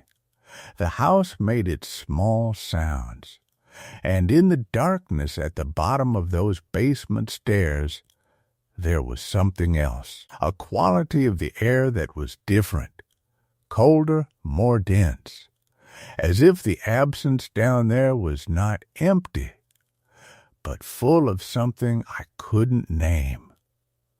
I stood at that threshold for a long time, not moving forward, not moving back, caught between the 2 possibilities. T was the fear that whatever I'd encountered there might be something more common than I wanted to believe. That abandoned buildings weren't genuinely abandoned, that they were only waiting, only quiet, only still, that the presence I'd felt in that sealed cottage might be something that existed in many places, in most places, something that only revealed itself to people who were foolish enough or desperate enough to look for it. That thought was harder to live with than the footsteps had been. The 6th month brought a letter. forwarded through the mail, postmarked from a town 2 hours away, in handwriting that seemed to shake slightly across the page. The sender was anonymous. The message was brief. I know what you found. I was there once too, 20 years ago. Different building, same feeling. I've learned to stop investigating. Some doors close themselves for a reason. Don't open them again. I burned the letter in my kitchen sink, watching the paper blacken and curl, and found myself breathing with the same rhythm as the sound underneath the audio recording. In and out. A synchronized respiration with something I could only partially hear. By month 7, I had stopped marking time in months. I had stopped marking time at all. The apartment was my world now. I ordered groceries for delivery. I worked remotely when work came, and mostly it didn't. I listened to the silence and tried not to think about footsteps on staircases, or about shadows that registered no heat, or about breathing in spaces that should have been empty. I still have the footage. I still have the recordings. The encrypted drives sit in my office, untouched, sealed away like something that might wake up if exposed to the light. Sometimes very late at night, when the city outside my windows is at its quietest, I can hear something that sounds almost like that breathing sound. Not from the recordings, not from my computer, but from the walls themselves, from the ventilation system, from the space between my locked bedroom door and the hallway beyond. I've learned not to investigate. That was the most important lesson I took from the cottage. Not that the presence was real, but that knowing it was real changed nothing. The world continued. The sun rose and set. People walked past my door without noticing that something had shifted in the order of things. Something had slipped out of place. Sometimes I wonder if the person who sent the letter is still living in silence, listening to their own version of that breathing sound, caught in the same quiet horror of having opened a door that doesn't close properly.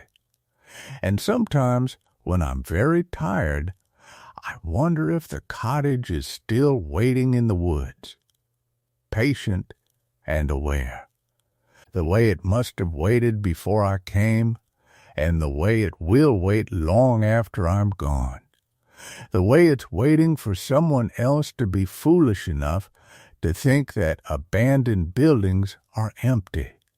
They're never empty. That's the only true thing I learned.